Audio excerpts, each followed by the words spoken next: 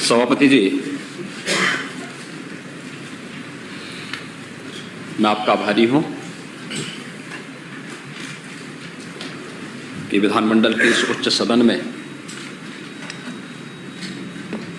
सामान्य बजट पर चर्चा का जवाब देने के लिए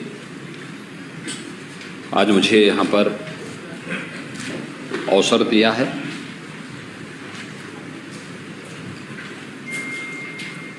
मैं हृदय से धन्यवाद देता हूं विधान परिषद में हमारे नेता सदन श्री केशव प्रसाद मौर्य जी को और उन सभी माननीय सदस्यों को जिन्होंने इस चर्चा में भाग लेकर के 25 करोड़ जनता की आशा और आकांक्षाओं की ओर शासन का ध्यान आकर्षित किया है और सरकार से जुड़े हुए मुद्दों को भी इस माननीय सदन के सम्मुख रखने का कार्य किया है। महोदय, जब हम 2023-24 के 105 आ रहा है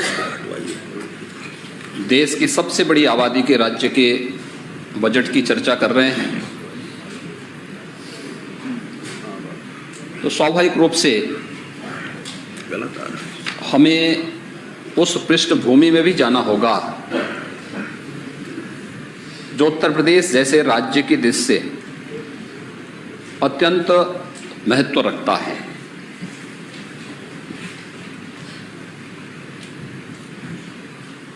पूरा देश और पूरी दुनिया उत्तर प्रदेश के पिछले 6 वर्ष के अंदर के बदले हुए प्रवेश को देख रही है।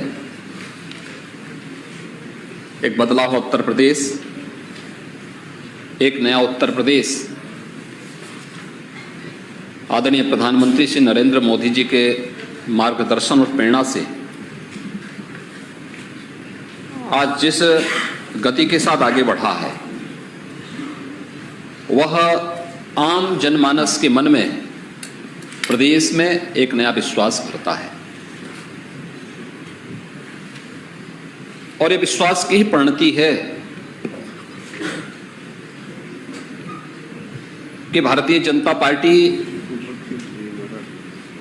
5 वर्ष तक सफलतापूर्वक प्रदेश में शासन करने के बाद फिर से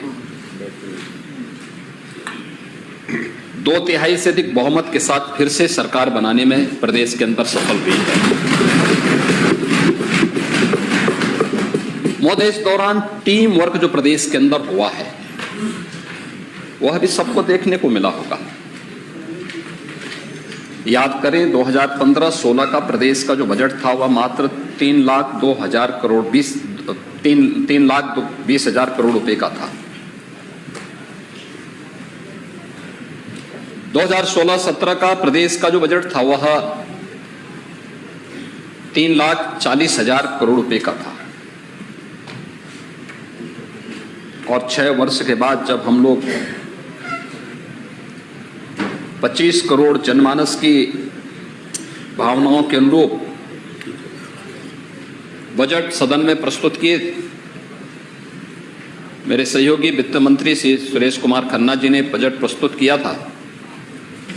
2023-24 का बजट इस उच्च सदन में मेरे सहयोगी और इस सदन के नेता श्री केशव प्रसाद मौर्य जी ने जब प्रस्तुत किया होगा, ये बजट 6 वर्ष में दोगुने से अधिक बढ़ा है, यानी 6,90,000 करोड़ से अधिक का ये बजट यानी 7 लाख करोड़ तक पहुंचेगा। उत्तर प्रदेश की अर्थव्यवस्था के विस्तार को ये बताता है। इन 6 वर्षों में उत्तर प्रदेश की प्रति व्यक्ति आय को दोगुना करने में सफलता प्राप्त हुई है। प्रदेश के अंदर प्रदेश की अर्थव्यवस्था को दोगुना करने में हमें सफलता प्राप्त हुई है और हर वर्ष के अगर हम बजट को देखेंगे एक निश्चित थीम के साथ वो आगे बढ़ी है।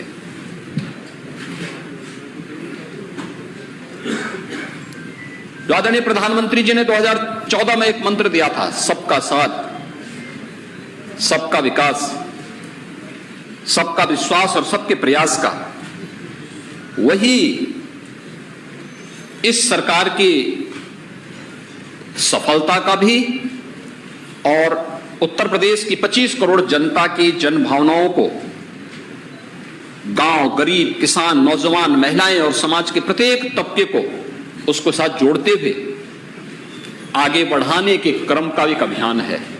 और यही परिणाम है कि हर एक क्षेत्र में आज उत्तर प्रदेश बदलता हुआ दिखाई दे रहा है। 2017 के पहले उत्तर प्रदेश के पास, यहां के नौजवानों के सामने पहचान का संकट था। किसान बदहाल था, आत्महत्या कर रहा था, गरीब भूखमरी का शिकार था, भूख से मौतें होती थी, महिलाएं, बेटियां सुरक्षित नहीं थी, संगठित अपराध में लिप्त माफियाओं की पैरेलल सरकार चलती थी, पैरेलल सत्ता चलती थी। हर प्रकार का माफिया प्रदेश के अंदर हावी हो गया था। कहीं संगठित अपराध को संचालित करने वाला माफिया था, कहीं भू माफिया था, कहीं खनन माफिया थे, कहीं वन माफिया थे, कहीं पशु माफिया थे।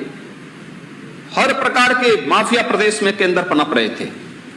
लेकिन पिछले 6 वर्ष के अंदर जिस उत्तर प्रदेश के नौजवान के सामने पहचान का संकट खड़ा हुआ, वह नौजवान के सामने 17 के पहले जिन लोगों ने पहचान का संकट खड़ा किया था, आज उत्तर प्रदेश का नौजवान देश और दुनिया में जहां कहीं जाता है सम्मान की निगाहों से देखा जाता है।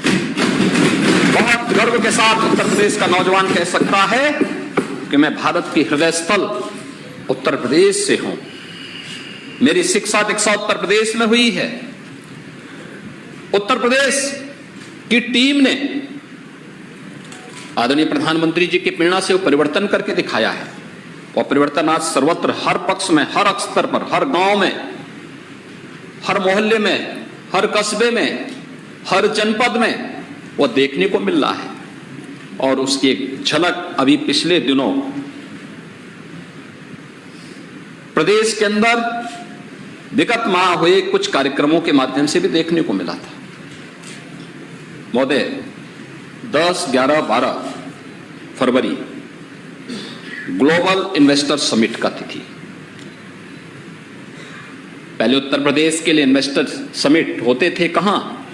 उत्तर प्रदेश के बाहर, दिल्ली या मुंबई में, लखनऊ में नहीं होते थे इन्वेस्टर समिट यूपी के लिए।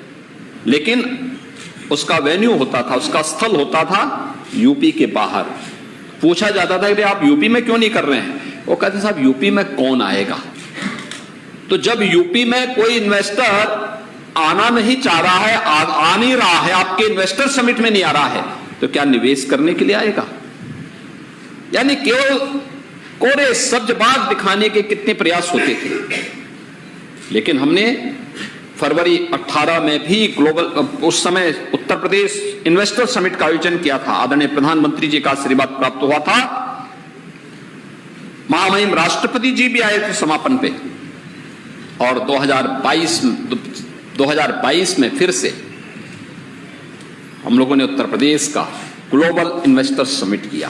कितना परिवर्तन! 2018 में जिस प्रदेश में 4,68,000 करोड़ रुपए के प्रस्ताव आते हैं, आज उसी प्रदेश में 35 लाख करोड़ रुपए से अधिक के प्रस्ताव प्राप्त होते हैं।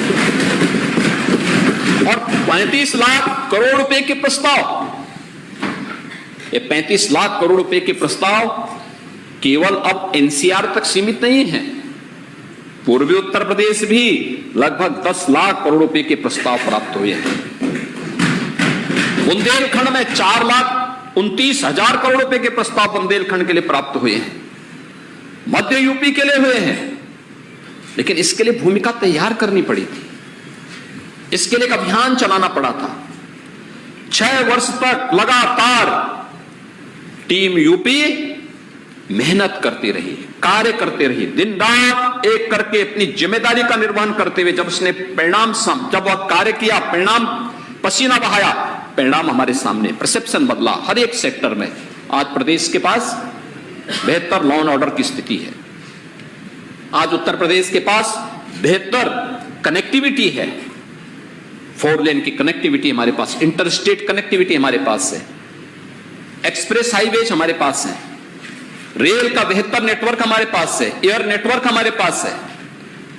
उत्तर प्रदेश के मैन पावर की केवल स्केल ही नहीं बल्कि उसकी स्किल को बढ़ाने के लिए भी यहां कार्य हुआ, यह भी आज उत्तर प्रदेश के पास है। हमने सेक्टोरियल पॉलिसी बनाई, उस पर अध्ययन किया हर एक विभाग ने, और हर एक विभाग ने उस पर अध्ययन करते हुए जो कार्यक्रम आगे बढ़ाए, आज परिणाम सामने है कि अलग अलग सेक्टर में किस किस में निवेश हो सकता है, उसकी मैपिंग की गई और उस सेक्टर के लिए फिर उस प्रकार की पॉलिसी बनाई गई। एंटी भूमाफिया टास्क फोर्स बना करके लैंड बैंक तैयार किया गया। 64,000 हेक्टेयर से अधिक भूमि उत्तर प्रदेश के अंदर लैंड बैंक के रूप में भूमाफियाओं के कब्जे से मुक्त करा करके, सत्ता के संरक्षण में जो लोग इन जमीनों में कब्जा करते थे उनसे मुक्त करा करके प्रदेश का एक भारी भरकम लैंड बैंक बना, और परिणाम हमारे सामने है। जब ग्लोबल इन्वेस्टर समिट के लिए किया, हमने कार्रवाई की, अंतर देख सकते हैं। इस बार जहां कहीं भी हमारे वरिष्ठ मंत्रीगण, दोनों डिप्टी सीएम और मेरे सभी वरिष्ठ सहयोगी दुनिया के अंदर जिस भी देश में गए, 16 देशों की यात्रा की उन्होंने, 21 सिटी कवर किए थे, और जिस भी देश में गए हर एक जगह बड़े सम्मान के साथ उनका स्वागत हुआ, और उन्हें लोगों ने देखते देखते सम्मान की दृष्टि से उन्हें हर प्रकार की मदद की। भारी भरकम निवेश के प्रस्ताव हमारी टीम दुनिया के उन 16 देशों से लेके आई। पहली बार है यूपी की टीम देश के बाहर गई, और यही नहीं, देश के अंदर भी 8 स्थानों पर हमारे मंत्री समूह अलग अलग स्थानों पर जाकर के निवेश के लिए रोड शोज किए, और हमारे सभी जनप्रतिनिधि, माननीय सांसद, माननीय विधायक, विधान परिषद के माननीय सदस्यगण, इन्होंने भी हर जिले में रोड शो का आयोजन किया, और परिणाम है कि उत्तर प्रदेश के 75 जनपदों में आज निवेश होने जा रहा है। आज उत्तर प्रदेश का कोई जिला ऐसा नहीं बोल सकता कि हमारे पास निवेश की कोई प्रस्ताव नहीं है। उत्तर प्रदेश के ये सबसे बड़ी सफलता है इस इन्वेस्टर समिट का, कि जहां पे 75 के 75 जनपद कवर हो रहे हैं। प्रदेश का जो 17 के पहले सबसे पिछड़ा क्षेत्र माना जाता था, पूर्वी उत्तर प्रदेश और बुंदेलखंड, वहां पे भी भारी भरकम निवेश हो रहा है, और पश्चिम में तो होना ही होना है। इसके लिए इंफ्रास्ट्रक्चर भी तैयार किया गया, बेहतर इंफ्रास्ट्रक्चर तैयार हुआ, इस पे हम चर्चा करेंगे। और इन कार्यक्रमों को आगे बढ़ाते हुए G20 के भी 2 समिट यहां पर हुए हैं। महोदय, G20 दुनिया के 20 बड़े देशों का समूह है। ये 20 वे बड़े प्रतिष्ठित देश, जिनका दुनिया के 65% से अधिक आबादी जहां निवास कर रही है, 75% से अधिक ट्रेड पर जिनका अधिकार है, 85% से अधिक जीडीपी पर जिन देशों का अधिकार है, और 90% से अधिक इनोवेशन और रिसर्च पर जिन देशों का अधिकार है, वे G20 का समूह है। आजादी के अमृत काल के प्रथम वर्ष में प्रधानमंत्री मोदी जी के नेतृत्व में भारत G20 के देशों की अध्यक्षता कर रहा है, और उसमें से 2 बैठकें यूपी के अंदर संपन्न हो चुकी हैं। एक आगरा में संपन्न हुई जो महिला सशक्तिकरण पर आधारित थी, 10, 11, 12 फरवरी को, और दूसरा 13, 14, 15 फरवरी को प्रदेश की राजधानी लखनऊ में संपन्न हुआ। इसमें 20 उन बड़े देशों के प्रतिनिधि तो आए ही थे, उनके अलावा भारत के 9 मित्र देशों के आमंत्रित सदस्य भी भाग लिए, और 7 अन्य देशों के संगठनों ने भी भागीदारी की। आओ भगत से, आतिथ्य सेवा से वे अभिभूत थे, और थीम भी G20 का वसुधैव कुटुंबकम का है।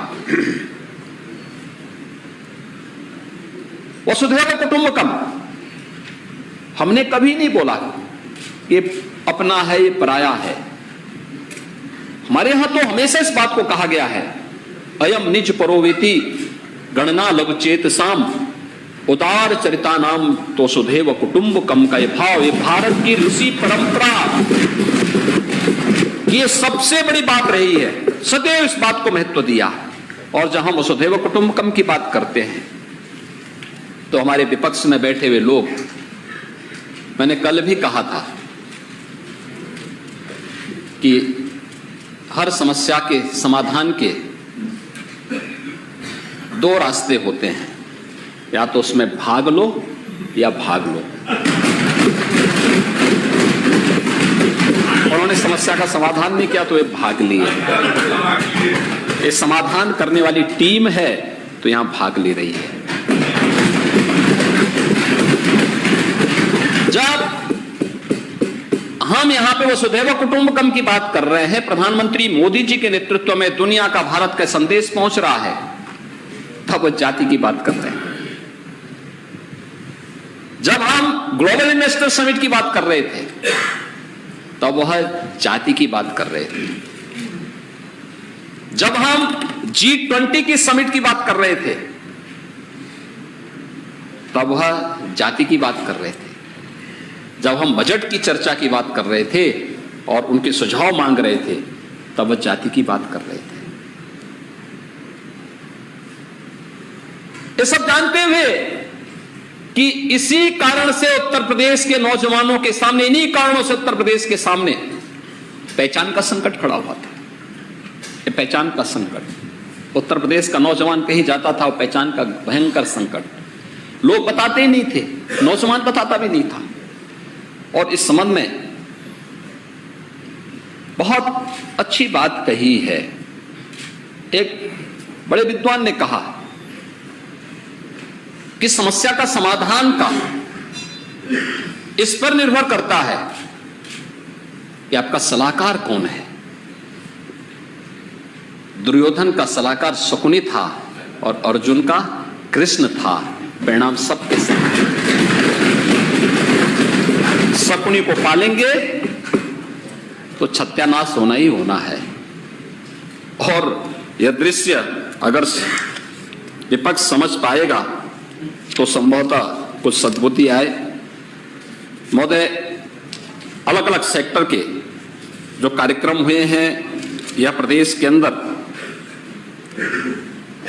उन उपलब्धियों के माध्यम से देखी जा सकती है।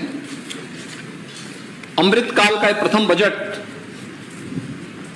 देश की सबसे बड़ी आबादी के राज्य में तब आया है जब इस सदी की सबसे बड़ी महामारी कोरोना का सामना करते हुए आज उत्तर प्रदेश कोरोना जैसी महामारी से पूरी तरह मुक्त है। सारे पर्व और त्योहार हर्षोल्लास और उमंग के साथ मनाए जा रहे हैं। अर्थव्यवस्था फिर से प्रदेश के अंदर उछाल मारने के लिए उतावली दिखाई दे रही है। उत्तर प्रदेश विकास की एक सही पटरी में आगे बढ़ा है। एक तरफ कोविड महामारी थी, दूसरी तरफ रूस और यूक्रेन का युद्ध भी था। पूरा यूरोप आर्थिक मंदी के दौर से गुजर रहा है। 1947 में भारत का ही हिस्सा जो पाकिस्तान था, आज उस पाकिस्तान में रोटी के लाले पड़ रहे हैं। लेकिन भारत प्रधानमंत्री मोदी जी के नेतृत्व में आज वैश्विक नेतृत्व की जिस क्षमता का प्रदर्शन कर रहा है, पूरी दुनिया उसके प्रति अभिभूत है। हर भारतवासी को उस पर गौरव की अनुभूति करनी चाहिए। और उत्तर प्रदेश अपनी इस भूमिका में भारत की अर्थव्यवस्था को मजबूती प्रदान करने में कैसे योगदान दे सकता है, यह बजट उसी का प्रतिनिधित्व करता हुआ दिखाई देता है। जो सदन में जो बजट आया था, इसकी थीम ही है कि हम लोग $1 ट्रिलियन की इकोनॉमी बनेंगे।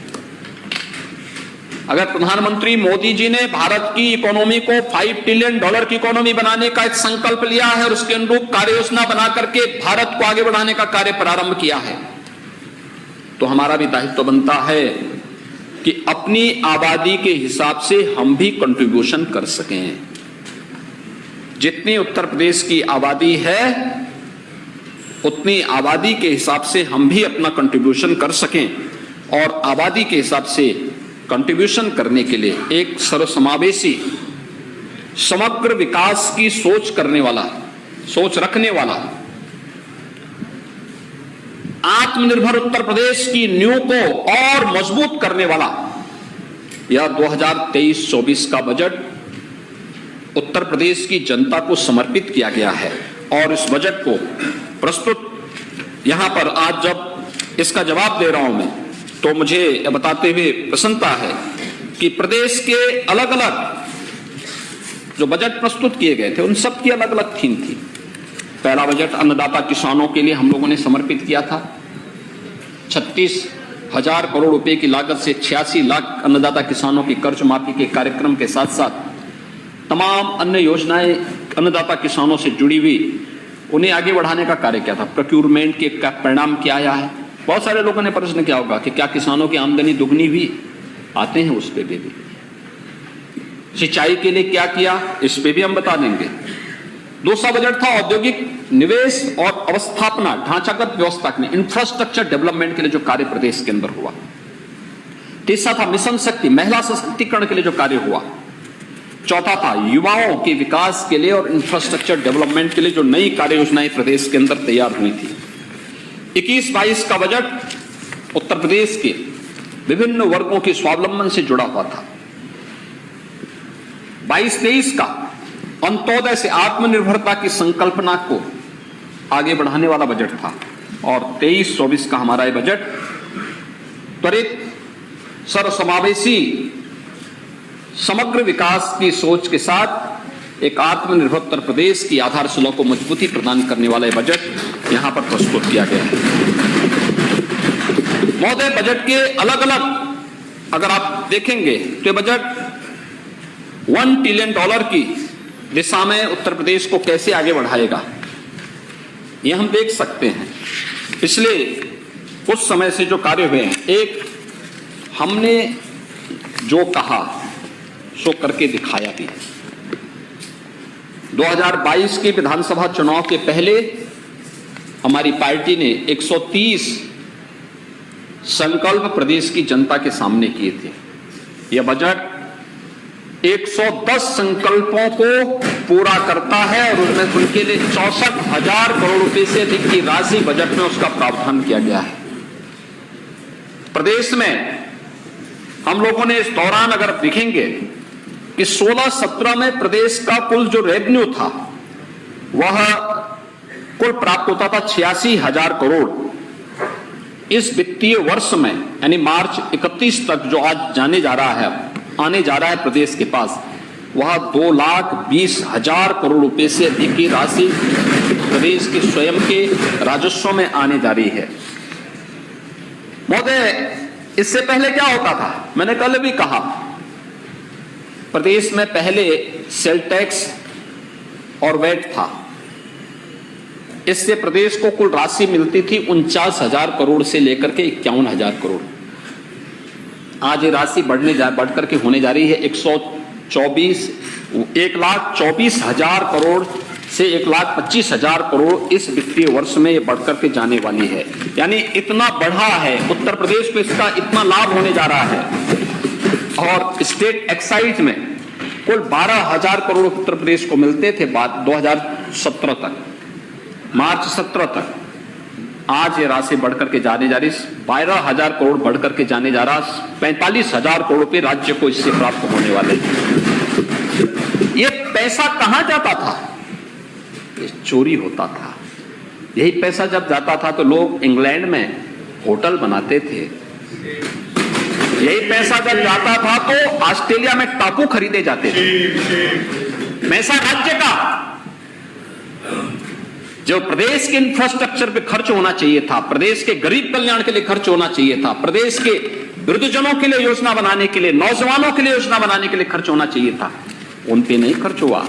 ये पैसा कहां चला गया, यह तो आप देख सकते हैं। और ये तब हुआ है, ये तब हम कर रहे हैं जब डीजल पेट्रोल पर कोई अतिरिक्त टैक्स लगाने की बजाय हमने टैक्स को कम किया। उत्तर प्रदेश के अंदर वेट कम किया। महंगाई उत्तर प्रदेश के अंदर डीजल पेट्रोल सबसे कम है, अगल बगल के किसी भी राज्य के अंदर आप देखेंगे सबसे कम है। यह उत्तर प्रदेश ने इस दिशा में जो प्रयास प्रारंभ किया है वह इसकी एक झलक भी प्रस्तुत करता है। महोदय, जो प्रदेश के अंदर आज हमें इस बात पर गौरव की अनुभूति होती है कि कोविड-19 और रूस यूक्रेन युद्ध के बावजूद उत्तर प्रदेश आज रेवेन्यू सरप्लस स्टेट है। उत्तर प्रदेश 2016-17 में 20% से अधिक जो राशि थी वह ऋणों के माध्यम से वित्त पोषण होती थी। जो बजट कुल बजट होता था 20% से अधिक केवल बजट से केवल हम ऋण के माध्यम से देते थे। और 23-24 में जब बजट प्रस्तुत किया गया है यह घट करके अब मात्र 16% हम ऋण लेकर के करेंगे। शेष अपने स्वयं के ओन सोर्स से ये बजट का पूरा पैसा हम लोग उपलब्ध करवाएंगे। पहले बजट का 8% जो भाग होता था वह ऋण के ब्याज चुकता करने में होता था। आज ये घट करके मात्र 6% तक आने जा रहा है। यह उत्तर प्रदेश की नई प्रोग्रेस को दिखाता है कि उत्तर प्रदेश एक सही दिशा में आगे बढ़ चुका है। महोदय, इससे पहले प्रदेश के अंदर जो बैंकों की स्थिति थी हम उस पर आएंगे, मैं उस पर विस्तार से चर्चा करूंगा। लेकिन $1 ट्रिलियन के बारे में चर्चा करते समय हमारे बहुत सारे मित्र ऐसे हैं जो कहते हैं कि साहब क्या यह संभव हो पाएगा। हम कहते हैं भाई कौन सा काम है जो संभव नहीं हो सकता है। नेक नियति चाहिए, नेक नियति के साथ आप काम करेंगे क्यों नहीं संभव हो पाएगा। यह संभव होगा। ये पिछले 6 वर्ष के अंदर की यात्रा क्या आपको संभव नहीं दिखती है क्या? हमने संभव बनाया है। और $1 ट्रिलियन की इकोनॉमी बनाने के लिए प्रदेश ने टीम यूपी ने 10 सेक्टर चिन्हित किए हैं जिन पर लगातार कार्य हो रहा है। इनमें पहली सुरक्षा, पहला है शिक्षा का सेक्टर। बेसिक, माध्यमिक, उच्च, वोकेशनल और टेक्निकल एजुकेशन, ये सब एक साथ मिलकर के इस दिशा में समग्र शिक्षा और सौभाग्य से राष्ट्रीय शिक्षा नीति लागू करने के बाद आज आपने देखा होगा इसके बारे में एक बात सामने आई है कि उत्तर प्रदेश यानी देश विश्व गुरु के रूप में शिक्षा के क्षेत्र में बढ़ेगा। इसमें कोई दो राय आज नहीं होनी चाहिए। राष्ट्रीय शिक्षा नीति इस प्रकार का एक अवसर हमें प्रदान करती है। शिक्षा के लिए अनेक कार्यक्रम बनाए गए हैं। 2017 के पहले अगर मैं कुछ पेपर की क्लिप्स दिखाऊं तो हर व्यक्ति इस चीज को लेकर के आश्चर्यचकित होगा कि कैसे उत्तर प्रदेश चलता था। उत्तर प्रदेश उससे पहले कहां पहुंचा था, कहां लेकर चले गए थे उत्तर प्रदेश को। उत्तर प्रदेश के अंदर 17 के पहले क्या स्थिति पहुंचा दी थी उत्तर प्रदेश के अंदर। 17 के पहले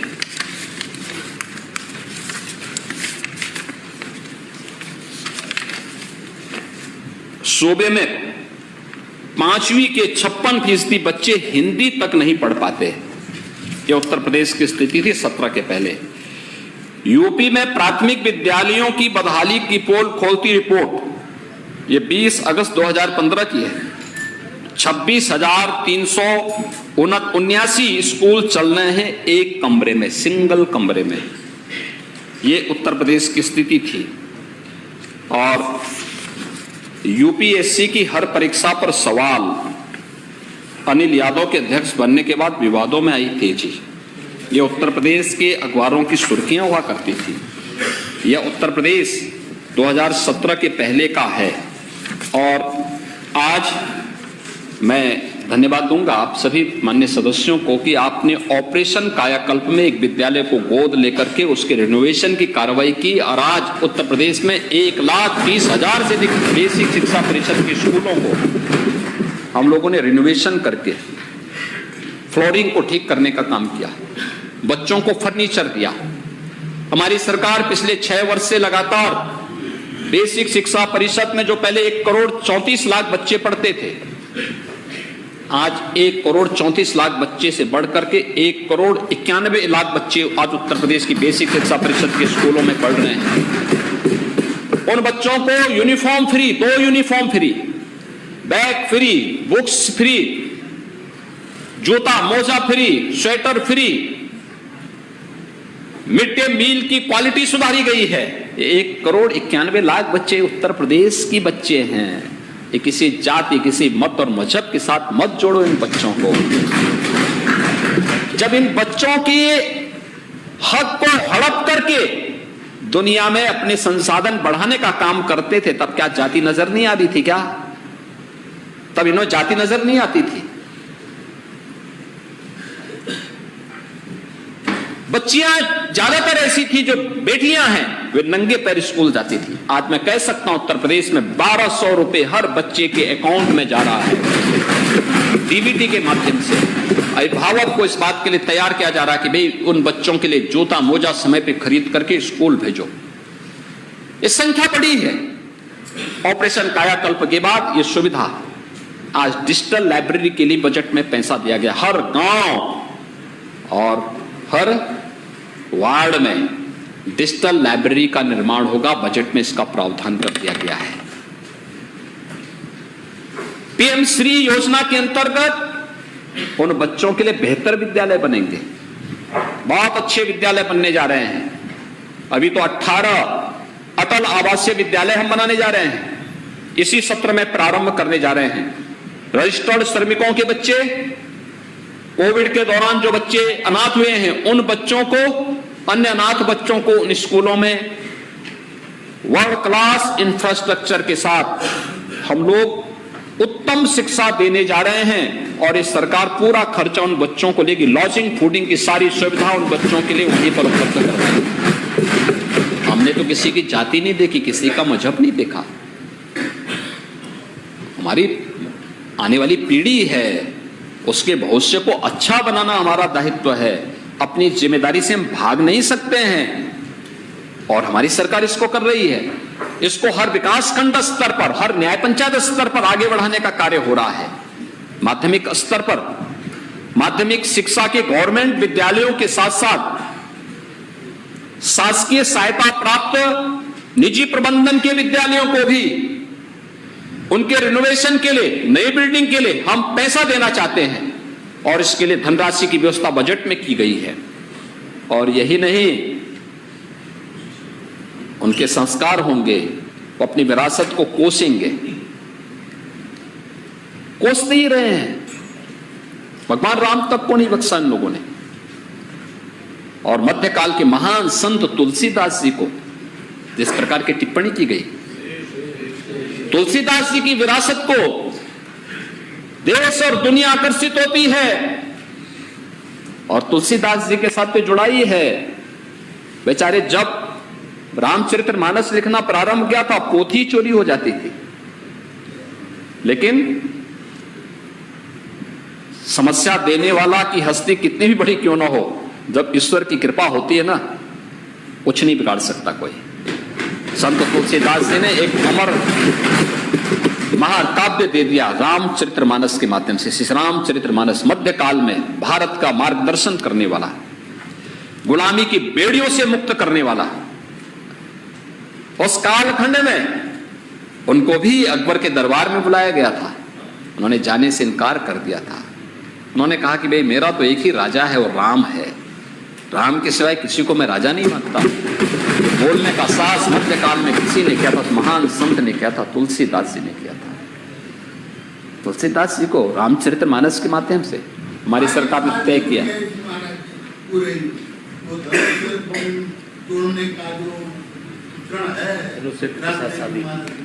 उसी तरह एक शादी हुई है कल, हाँ, औरैया में हुआ है, औरैया में हुआ। मैं अभिनंदन करूंगा उनको जिन्होंने रामचरितमानस के गायन के माध्यम से इस परंपरा को बढ़ाया। हमारे यहाँ होता ही है हर एक जगह। अभी मुझे यद्यपि समय नहीं मिल पाता, लेकिन अभी मुझे पिछले सप्ताह एक शादी विवाह के कार्यक्रम में भाग, वहां पे समारोह में जाने का मैं अवसर मिला था। संजोग से उस जब मैं पहुंचा उसी समय बरमाला का कार्यक्रम चल रहा था, ठीक वही गाना बज रहा था जो रामचरितमानस में जनकपुर में उस समय का दृश्य होता है।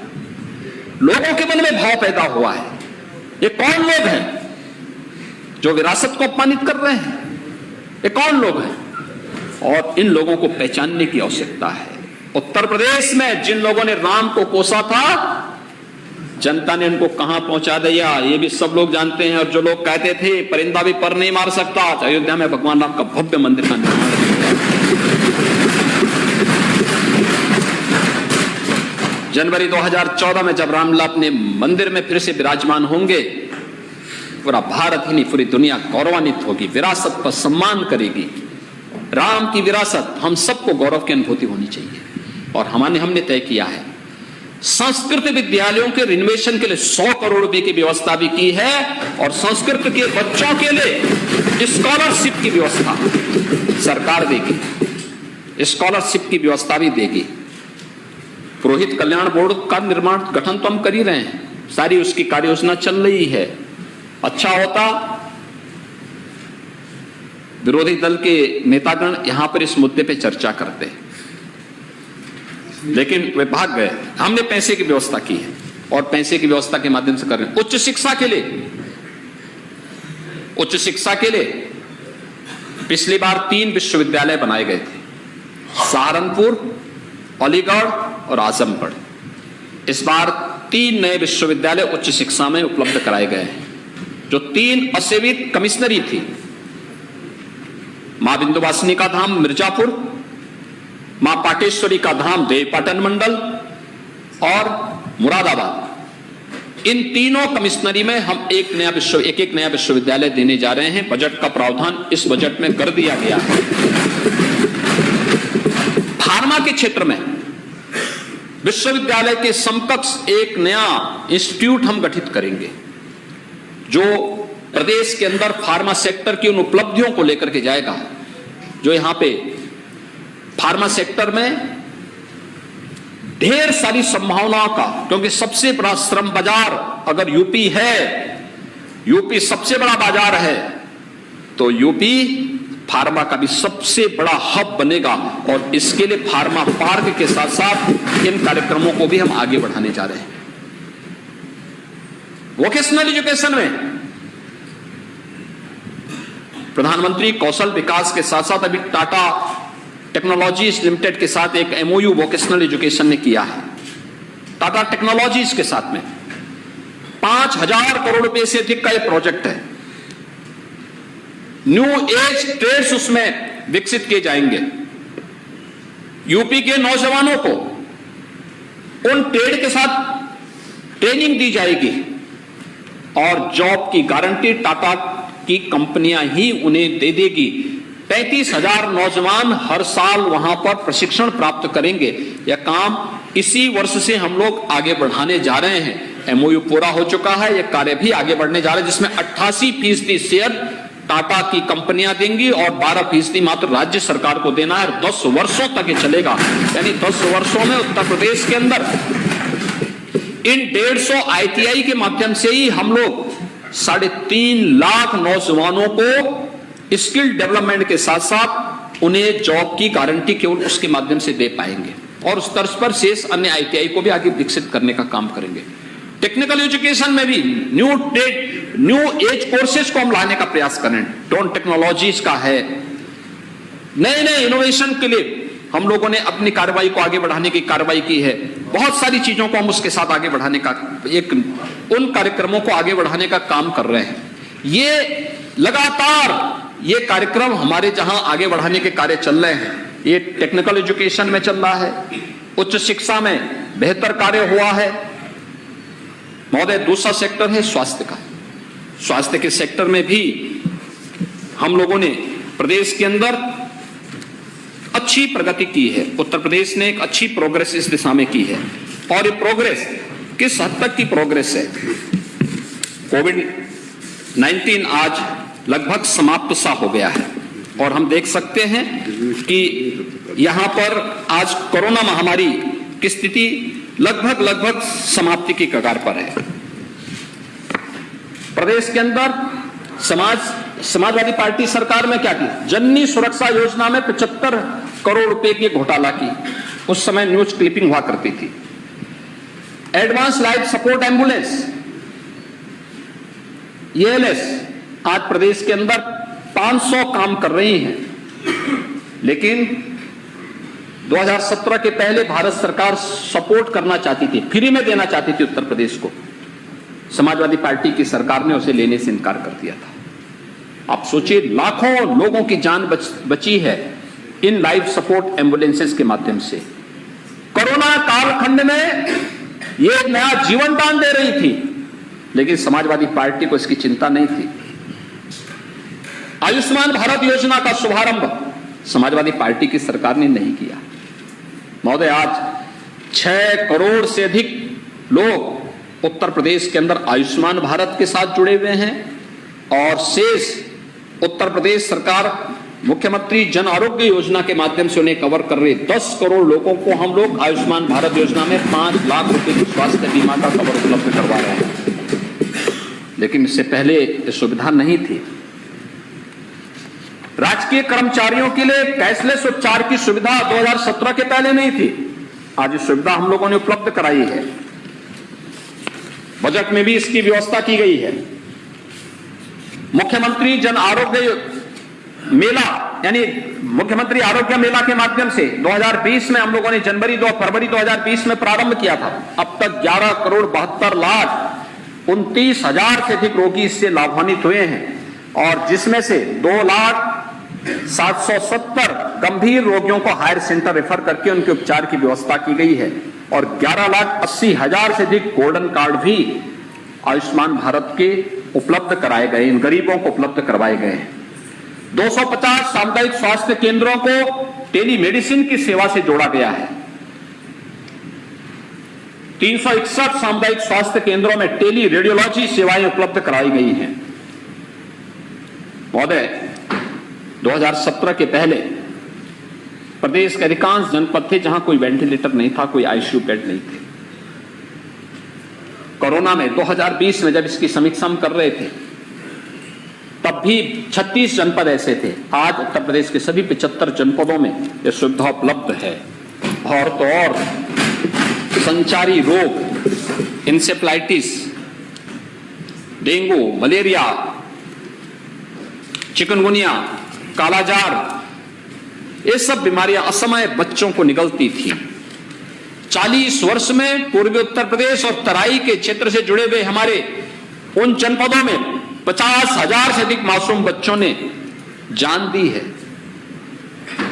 समाजवादी पार्टी 4 बार प्रदेश के अंदर सत्ता में थी, कभी इस मुद्दे को गंभीरता से नहीं लिया, कभी नहीं लिया। फ्री दवा जो मिल रही है आज भी, वह माननीय श्री कल्याण सिंह जी जब चीफ मिनिस्टर थे 1997 में, तब मेरे प्रस्ताव पर उन्होंने फ्री दवा की व्यवस्था उपलब्ध करवाई। समाजवादी पार्टी कभी गई नहीं, देखने के लिए तक नहीं गई। ये जो मरने वाले 50,000 बच्चे थे, ज्यादातर बच्चे दलित समुदाय से और अल्पसंख्यक समुदाय से थे। उनके प्रति संवेदना कभी उनके मन में नहीं आई, कभी नहीं आई। जाति के लोग बात करते हैं, लेकिन एक गरीब, एक वंचित, एक दलित, एक अति पिछड़ा व्यक्ति दवा के बहाव में दम तोड़ रहा था, लेकिन कभी उसका हाल लेने के लिए नहीं गए, सुविधाएं उपलब्ध कराने का प्रयास नहीं था। आज मैं कह सकता हूं हमारी टीम ने जो प्रयास किया, सभी विभाग मिलकर के कार्य प्रारंभ किए। महोदय, आज परिणाम है इंसेफ्लाइटिस 96% मौत को नियंत्रित करने में उत्तर प्रदेश ने सफलता प्राप्त कर ली है। हर विभाग ने अपना अपना काम किया, आज परिणाम सामने है। मलेरिया उन्मूलन की दिशा में हम आगे बढ़ चुके हैं।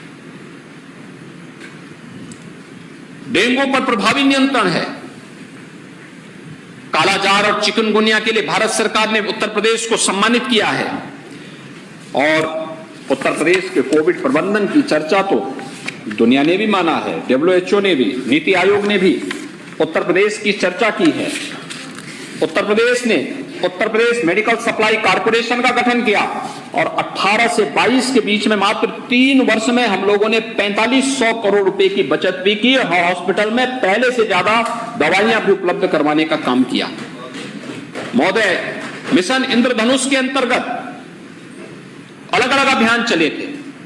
इन अभियानों के अंतर्गत प्रदेश के अंदर 7 मार्च, 4 अप्रैल, 2 मई 2022 में अभियान चलाए गए और इन अभियानों में 36,82,000 बच्चों को, 10,31,000 गर्भवती महिलाओं को टीकाकरण से आच्छादित किया गया। राष्ट्रीय कृमि मुक्ति दिवस के रूप में भी प्रदेश के सभी 75 जनपदों में एक अभियान चलाया गया जिसमें 7,13,00,000 61,000 से अधिक बच्चों को इससे लाभान्वित किया गया। और प्रदेश के अंदर अगर हम लोग 2016 की तुलना में देखेंगे, ये सर्वे भारत सरकार के हैं, नेशनल फैमिली हेल्थ सर्वे, 16 की तुलना में 19 में ही अगर हम देखेंगे, मातृ मृत्यु दर 197 थी, यह प्रति लाख वह घट करके 19 में 167 रह गई। अभी 22-23 के सर्वे आने बाकी हैं। शिशु मृत्यु दर, नवजात शिशु 30,000 प्रति हजार से 30 प्रति हजार से घट करके 2020 में यह 28 हो गई। शिशु मृत्यु दर 43 प्रति हजार से 2020 में यह घट करके 38 हो गई। नेशनल फैमिली हेल्थ सर्वे 15-16 की तुलना में 19-20 में उत्तर प्रदेश के अंदर संस्थागत जो प्रसव है ये 67% से बढ़कर के लगभग 84% हो गई। फुल इम्यूनाइजेशन, टीकाकरण की जो स्पीड है ये लगभग 70% से ऊपर हो गई। और सकल प्रजनन दर या 2.7% से घट करके 2.4% रह गई है। ये स्वास्थ्य क्षेत्र में काम हुआ। आज प्रदेश के अंदर हर जनपद में निःशुल्क डायलिसिस की सुविधा हम उपलब्ध कराने जा रहे हैं।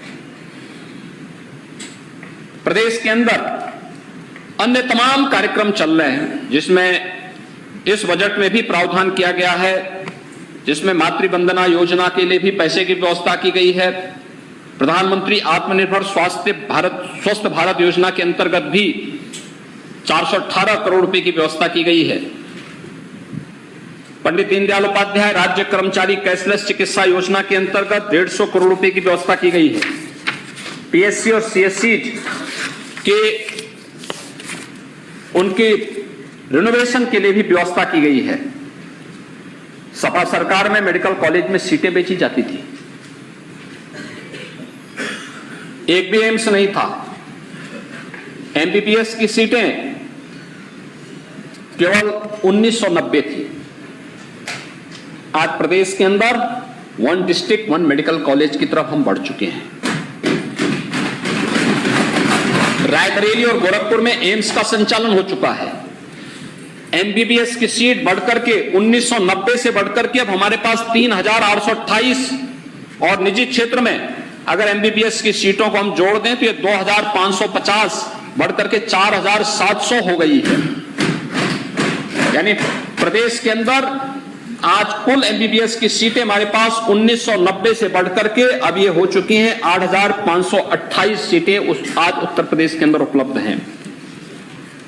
इसके अलावा पीजी की सीटें 741 से बढ़कर के 1441 और निजी क्षेत्र के मेडिकल कॉलेजेस को अगर हम देखेंगे तो ये 2868 सीटें आज के दिन पर ये प्रदेश के अंदर बढ़ चुकी हैं।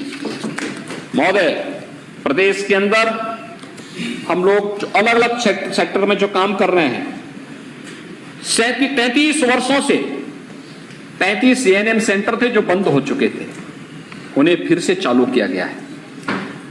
300 संस्थाओं में नर्सिंग और पैरामेडिकल का पाठ्यक्रम प्रारंभ हो सके, इसके लिए कार्यक्रम चल रहे हैं। प्रदेश के अंदर आज के दिन पे पीकू बेड्स, पीडियाट्रिक आईसीयू, छोटे बच्चों के लिए जो आईसीयू बनते हैं उसकी संख्या 150 से बढ़ा करके आज 6,700 यह प्रदेश के अंदर किया गया है।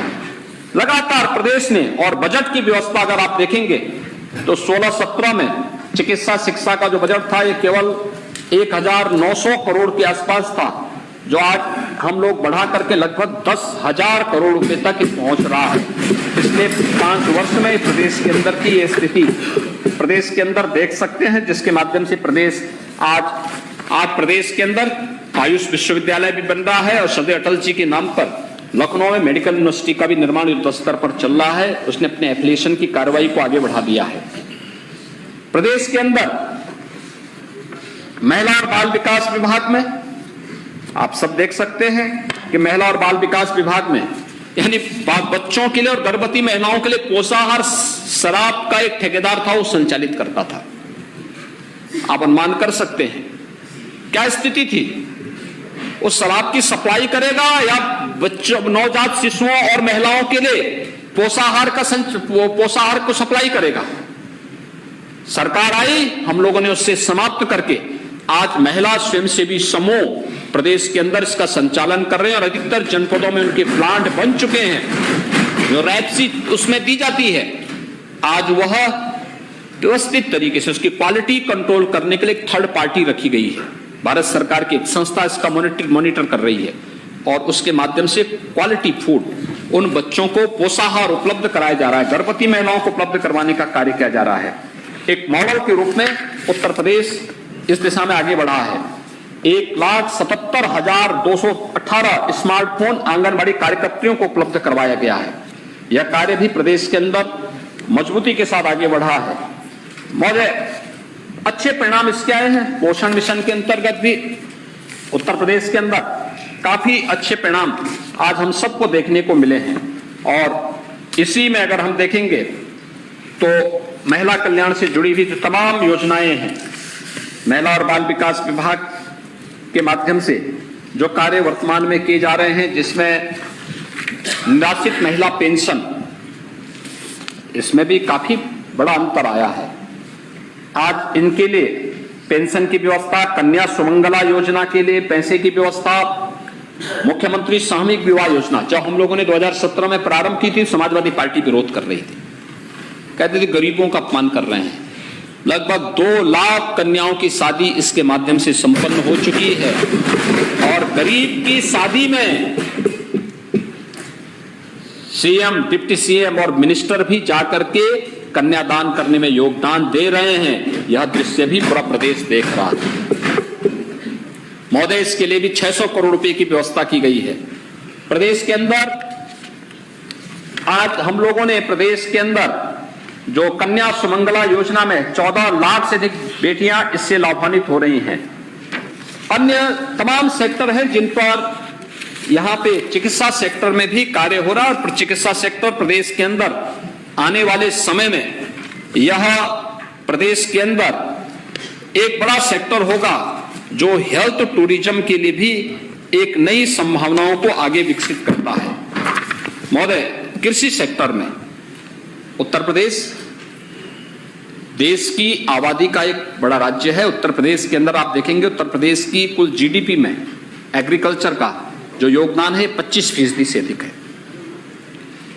देश की कुल कृषि योग्य भूमि में 11% भूमि उत्तर प्रदेश के अंदर है, लेकिन खाद्यान्न उत्पादन इसके माध्यम से होता है 20%। देश के लिए 20% खाद्यान्न का उत्पादन, और इसलिए फूड बास्केट के रूप में उत्तर प्रदेश जाना जाता है। सबसे उर्वरा भूमि, सबसे अच्छा जल संसाधन उत्तर प्रदेश के पास। 2015-16 में भारत सरकार उत्तर प्रदेश को 20 कृषि विज्ञान केंद्र देना चाहती थी और 20 कृषि विज्ञान केंद्र देने के बाद उत्तर प्रदेश के किसानों को तकनीक, समय पे बीज मिल सके, इसकी व्यवस्था करना चाहती थी। समाजवादी पार्टी की सरकार ने नहीं दिया। मुझे तो आश्चर्य होता था कि समाजवादी पार्टी के एक नेता, जब मैं कृषि विज्ञान केंद्र बोल रहा था तो वह बोल रहे थे कृषि विज्ञान केंद्र क्या होता है। वे श्रीमान जी प्रदेश के मुख्यमंत्री रह चुके हैं, कहते हैं कृषि विज्ञान केंद्र क्या होता है, भगवानी मालिक है, कैसे चल रही थी, कैसा चल रहा था प्रदेश। ऐसे ही नहीं पेपरों में टिप्पणी निकलती थी। लेकिन महोदय, पहले सत्र के पहले किसान आत्महत्या कर रहा था, भूख से मौतें हो रही थी, किसान को उसकी फसल का उचित दाम नहीं मिल पाता था, कृषकों हेतु दूसरी मंडी से उत्पाद विक्रय के प्रावधान नहीं थे, मंडी परिसर के बाहर विक्रय पर प्रतिबंध था और मंडी शुल्क 2% लिया जाता था, किसानों से भी और व्यापारियों से भी। महोदय, प्रदेश के अंदर अगर हम कृषि विकास की दर को देखेंगे तो 2016-17 की तुलना में, तो 2016-17 में कृषि विकास की दर स्थिर मूल्य पर 6.6 थी, आज बढ़ करके 18.2% हुआ। प्रधानमंत्री किसान सम्मान निधि, जिसे आदरणीय प्रधानमंत्री जी ने दिसंबर 18 में प्रारंभ किया था। आज उत्तर प्रदेश के अंदर 2,60,00,000 किसान 51,639 करोड़ रुपए से अधिक की राशि डीबीटी के माध्यम से उनके अकाउंट में जा चुका है। हमारे लिए बहुत चिंता का विषय है, पूरे देशवासी उसमें चिंतित हैं, प्रदेशवासी चिंतित हैं। कैंसर, किडनी फेलियर होना है, लीवर का खराब होना है, मुख्य कारण में से एक अत्यधिक मात्रा में पेस्टिसाइड, केमिकल और फर्टिलाइजर का उपयोग करना भी उसका एक कारण है। गौ आधारित खेती इसका एकमात्र समाधान है और उस प्राकृतिक खेती के लिए प्रदेश सरकार ने गंगा जी के तटवर्ती 27 जनपदों को, बुंदेलखंड के 7 जनपदों को इसके दायरे में लिया है। इस पर हमारा कार्य चल रहा है, इस पर हम लोग लगातार अभियान चला रहे हैं और प्रदेश ने इसके लिए व्यवस्था की है। गौ आधारित खेती के लिए भारत सरकार ने भी यूनियन बजट में व्यवस्था की है, प्रदेश के अंदर भी इसके लिए हम लोग व्यवस्था करने जा रहे हैं। और प्रदेश के अंदर यह वर्तमान में 85,710 हेक्टेयर क्षेत्रफल में गौ आधारित विषमुक्त खेती के कार्यक्रम को संचालित किया जा रहा है। इसको बढ़ाने का कार्य हो रहा है। इसके लिए हमने टेस्टिंग लैब भी स्थापित की है। अलग अलग मंडियों में प्रदेश के अंदर कमिश्नरी स्तर पर पहले चरण में किया जा रहा है।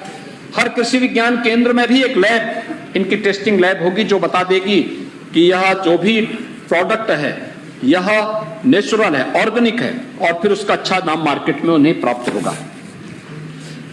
सिंचाई की परियोजनाओं का दायरा बढ़ाया गया। सरयू नहर राष्ट्रीय परियोजना 1972-73 में प्रारंभ हुई थी।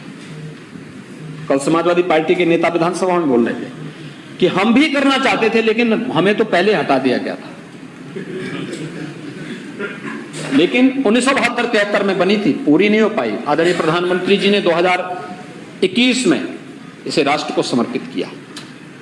बाण सागर परियोजना, अर्जुन सहायक परियोजना, ये सभी 20 ऐसी परियोजनाएं थी जिसे समय पे पूरा किया गया।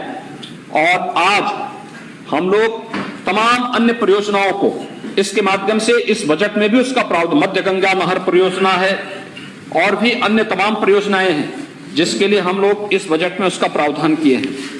महोदय, 2012 से 17 के बीच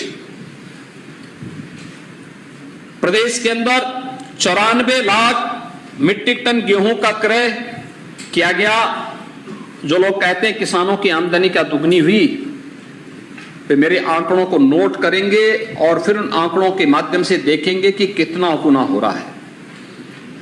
94 लाख मीट्रिक टन गेहूं का क्रय किया गया, 12,800 करोड़ रुपए का भुगतान किया गया। 12,800 करोड़। यह पैसा किसान के खाते में सीधे नहीं गया, यह पैसा बीच के किसी एजेंट के माध्यम से किसान को मिला होगा। 12,800 करोड़ नहीं मिला होगा। 17 से लेकर के 22 के बीच में हम लोगों ने 219 लाख मीट्रिक टन गेहूं का क्रय किया और किसान के खाते में पैसा गया 40,159 करोड़ रुपए का पैसा भुगतान किसान के खाते में किया। महोदय, 12,800 और 40,159 करोड़ डीबीटी के माध्यम से हमने तो पैसा दिया। क्या इसमें कोई अंतर ही नहीं है क्या? 2012 से 17 के बीच में 123 लाख मीट्रिक टन धान का क्रय किया गया। 17,190 करोड़ रुपए धान का मुक्ता भुगतान किया गया, वह भी एजेंट के माध्यम से, सीधे किसान के खाते में नहीं। और 17 से लेकर के 2022 के बीच 280 लाख मीट्रिक टन धान का क्रय किया गया और 50,420 करोड़ रुपए का भुगतान डीबीटी के माध्यम से किसान को खाते में किया गया, अन्नदाता किसान के खाते में किया गया। ये कई गुना ज्यादा है। इसी प्रकार से 22-23 में 10,75,303 किसानों से 13,300 किसानों से 64,64,000 मीट्रिक टन धान का क्रय किया गया, जिसमें 13,192 करोड़ रुपए का भुगतान डीबीटी के माध्यम से अन्नदाता किसान के खाते में किया गया। पौधे पिछली सरकारों में चीनी मिलें बंद होती थी, पौने दाम पे बेच दी जाती थी, घट तोली होती थी। पर्ची के लिए मारामारी होती थी। महोदय, आज पर्ची के लिए कोई मारामारी नहीं, घड़तोली कोई नहीं कर सकता, लेकिन साथ साथ बंद चीनी मिलों को चलाने का कार्यक्रम जो सुप्रीम कोर्ट में पेंडिंग है उसको छोड़ दें। बाकी हम लोगों ने क्या, महान किसान नेता पूर्व प्रधानमंत्री चौधरी चरण सिंह जी की कर्म भूमि की चीनी मिल, हमारी सरकार ने उस चीनी मिल को नए सिरे से बनाया है। बस्ती में मुंडेरवा की चीनी मिल, जिसको लेकर के तमाम लोगों ने अपनी राजनीतिक रोटियां सेकी, हमारी सरकार ने उस चीनी मिल को फिर से बनाया। आज वो फिर से वहां पर गन्ना पेराई का काम कर रही है। पिपराइच की चीनी मिल फिर से गन्ना पेराई का काम कर रही है। अब तक हम लोग पिछले 6 वर्ष के अंदर, 6 वर्ष पूरे नहीं हुए, लेकिन पिछले 6 वर्ष के अंदर 1,98,000 करोड़ रुपए से अधिक का गन्ना मूल्य का भुगतान करा चुके हैं। और महोदय, गन्ने का दायरा भी बढ़ा है। अगर मैं इस पैसे की तुलना करूं तो समाजवादी पार्टी सरकार और पिछले 7 से लेकर के 17 के बीच 10 वर्षों की सरकारों की तुलना अगर मैं करूं तो ये राशि बढ़ करके 1,02,000 करोड़ रुपए अधिक भुगतान ये है। और अभी जो भुगतान बाकी है तो लगभग 5800 करोड़ यानी 5,800 करोड़ का भुगतान बाकी है, जिस पर लगातार दबाव बनाया जा रहा है। लेकिन महोदय, ये भी है कि आज 119 चीनी मिलें हैं, जिनमें 100 से अधिक चीनी मिलें ऐसी हैं जो 10 दिन के अंदर गन्ना मूल्य का भुगतान कर रही हैं। इससे पहले ये कभी नहीं हो पाती थी। प्रदेश के अंदर नमामि गंगे परियोजना के अंतर्गत भी 52 सीवर जो एसटीपी परियोजनाएं स्वीकृत हुई हैं, 28 पूर्ण हो चुकी हैं, 17 पर कार्य प्रगति पर है, 7 परियोजनाओं का कार्य बहुत शीघ्र हम प्रारंभ करने जा रहे हैं।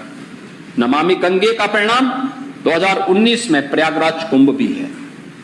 प्रयागराज कुंभ 19 और प्रयागराज का कुंभ 2013 उदाहरण है सबके सामने। 13 में पूर्ण कुंभ था, 2019 में अर्ध कुंभ था। कुंभ हम लोगों ने कुंभ के रूप में उसकी व्यवस्था की, लेकिन 13 की तुलना में दुगने श्रद्धालु 19 में आए। गंगा विरल और निर्मल थी। स्वच्छता, सुरक्षा और सुव्यवस्था का एक मॉडल प्रस्तुत किया गया दुनिया के अंदर। हर जो कोई आता था विभूत होता था प्रयागराज आकर के। लेकिन 13 में क्या हुआ? अव्यवस्था थी, अराजकता थी, भ्रष्टाचार था। और उस समय के नगर विकास मंत्री और मुख्यमंत्री जब कुंभ के प्रेजेंटेशन को लेकर के हार्वर्ड विश्वविद्यालय जाना चाहते थे तो पूरा पहुंच भी नहीं पाए। उत्तर प्रदेश को किस प्रकार की शर्मनाक स्थिति का सामना करना पड़ रहा था, ये किसी से छुपा हुआ नहीं है। प्रदेश के अंदर आज इस बजट में एक और प्रावधान किया गया है। 23-24 में कृषि के निजी नलकूप पर उपभोक्ताओं की विद्युत बिलों में अब तक हम लोगों ने 50% की छूट, अब इसको 100% करने के लिए भी 1500 करोड़ रुपए का व्यवस्था हम लोगों ने बजट में किया। पीएम कुसुम योजना के अंतर्गत 30,000 सोलर पंप स्थापित करने का एक लक्ष्य लिया गया, इस पर कार्रवाई चल रही है। एफपीओज के गठन के लिए भी कार्रवाई युद्ध स्तर पर चल रही है। और इस नए वित्तीय वर्ष में शहजाद बांध स्प्रिंकलर सिंचाई परियोजना, मध्य गंगा परियोजना, कसनौदा बांध और लखेरी बांध को भी पूर्ण करने का हमारा लक्ष्य है, जिस पर हमारा युद्ध स्तर पर कार्य चल रहा है। महोदय, फूड प्रोसेसिंग की पॉलिसी के लिए धनराशि की व्यवस्था की गई है। प्रदेश के अंदर दलहन और तिलहन के जो किसान हैं उनको मिनी किट उपलब्ध निःशुल्क में उपलब्ध कराने के लिए कार्रवाई की जा रही है। और कुशीनगर में महात्मा बुद्ध के नाम पर एक कृषि विश्वविद्यालय की स्थापना होगी, यह भी व्यवस्था इसमें की गई है। हर कृषि विश्वविद्यालय में हम लोग एग्रीकल्चर के क्षेत्र में एग्रीटेक स्टार्टअप और इनोवेशन सेंटर की स्थापना के लिए भी बजट का प्रावधान किया गया है। और टिश्यू कल्चर प्रयोगशाला के लिए भी धनराशि की व्यवस्था है। Centre of excellence for Honey, इसके लिए धनराशि की व्यवस्था है। और निराश्रित गोवंश के लिए भी व्यवस्था बजट में की गई है।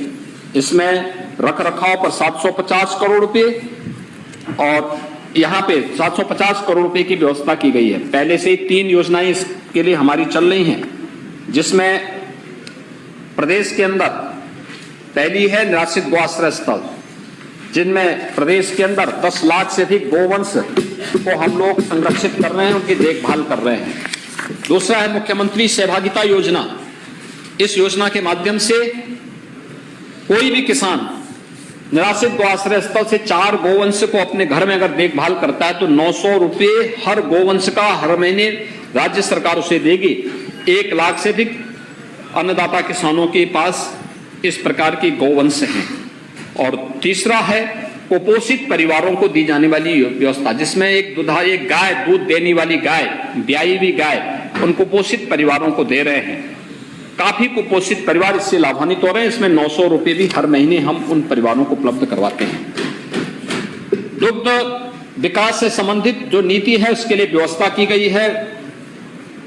नंद बाबा दुग्ध मिशन योजना के अंतर्गत भी धनराशि की व्यवस्था बजट में की गई है। मुख्यमंत्री मत्स्य संपदा योजना, इसके लिए व्यवस्था की गई है। निषाद राज बोर्ड सब्सिडी योजना, इसके लिए व्यवस्था की गई है। और महोदय, जल जीवन मिशन के लिए हमने 22-23 में 19,500 करोड़ रुपए की व्यवस्था की थी। 23-24 में बढ़कर के 21,000 करोड़ रुपए की व्यवस्था हम लोगों ने की है। हर घर नल की योजना, हर घर नल। पहले बुंदेलखंड पानी के लिए तरसता था, आज हम हर घर तक शुद्ध पेयजल उपलब्ध करवा रहे हैं।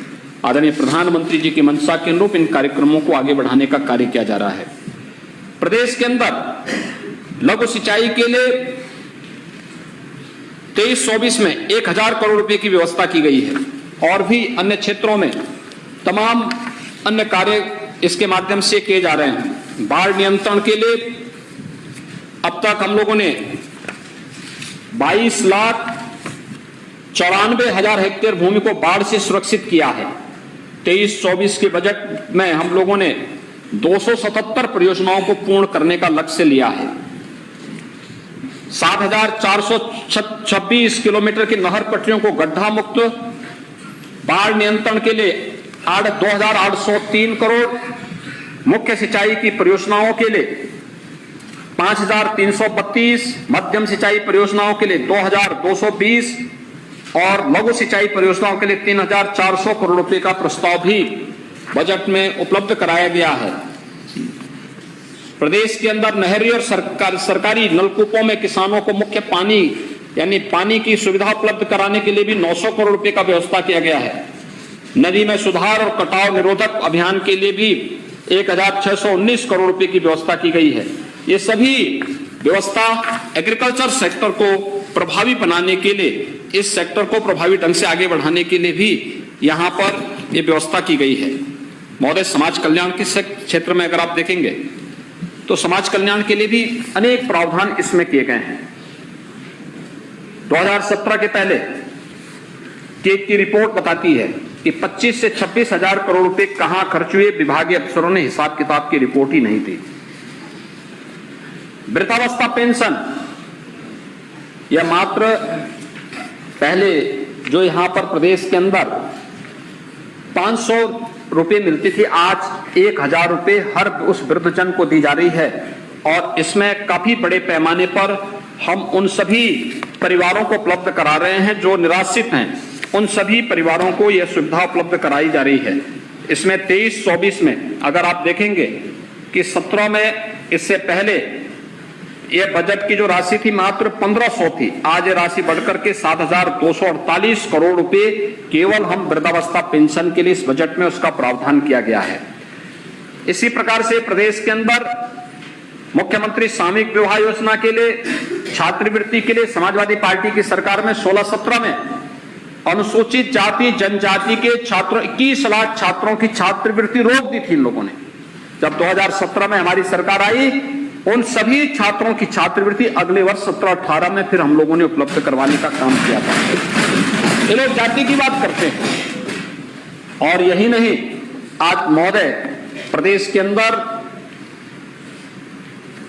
उत्तर प्रदेश बाल सेवा योजना, कोविड के दौरान जो बच्चे निराश्रित हो गए थे उन बच्चों को भी प्रदेश के अंदर इस व्यवस्था के साथ जोड़ा गया। 4,000 रुपये प्रति माह की राशि उन्हें उपलब्ध करवाई जा रही है और 18 वर्ष तक के पात्र बच्चों को टैबलेट और लैपटॉप की सुविधा उन बच्चों को भी उपलब्ध कराई जा रही है।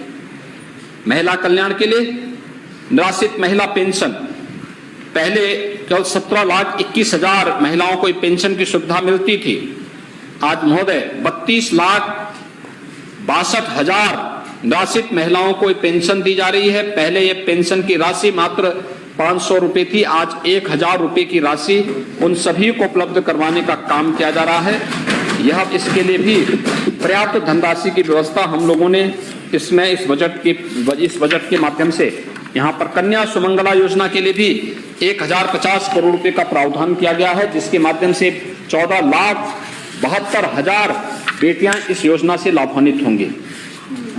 दिव्यांगजन पेंशन योजना, 8 लाख लाभार्थी थे, मात्र 300 रुपए महीने की पेंशन मिलती थी। आज प्रदेश के अंदर 11 लाख से अधिक दिव्यांगजन है जिन्हें 1,000 रुपए की पेंशन की राशि हम लोग उपलब्ध करवाने का कार्य कर रहे हैं और पर्याप्त धनराशि उन सभी के लिए उपलब्ध करवाने का कार्य आज इस बजट में किया गया है। महोदय, इसी प्रकार से प्रदेश के अंदर अन्य सेक्टर में भी कार्य किया जा रहा है और वे सेक्टर अलग अलग सेक्टर में कार्य करने वाले हैं। श्रम सेक्टर है, एमएसएमई का सेक्टर है। एमएसएमई में हमारा जो है 96 लाख एमएसएमई यूनिट यूपी के अंदर कार्य कर रही है। ये 96 लाख एमएसएमई यूनिट परंपरागत उद्यम को बढ़ावा देने के साथ साथ, मुझे याद है 2017 में जब प्रदेश में लोक कल्याण संकल्प पत्र हमारी पार्टी ने तैयार किया था, उसमें संकल्प ये था कि हम परंपरागत उद्यमियों को प्रोत्साहित करने के लिए अपनी एक ठोस कार्य योजना प्रस्तुत करेंगे। वही ठोस कार्य योजना 1 डिस्ट्रिक्ट 1 प्रोडक्ट की है, जिसमें उनके प्रोत्साहन के लिए उन्हें न्यू डिजाइन देना, उन्हें नई तकनीक देना, उनके लिए मार्केट उपलब्ध कराना और फिर उन्हें वैश्विक पहचान दिलाना। हम आभारी हैं आदरणीय प्रधानमंत्री जी के कि उन्होंने ओडीओपी को वैश्विक पहचान दिला दी।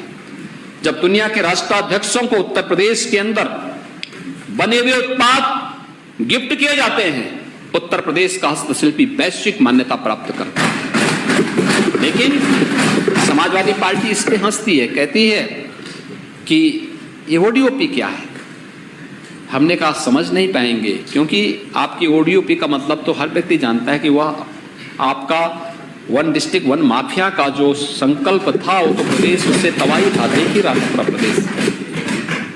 लेकिन आज हम जिस दिशा में आगे बढ़े हैं, इसने उत्तर प्रदेश को एक्सपोर्ट के एक नए हब के रूप में विकसित किया है।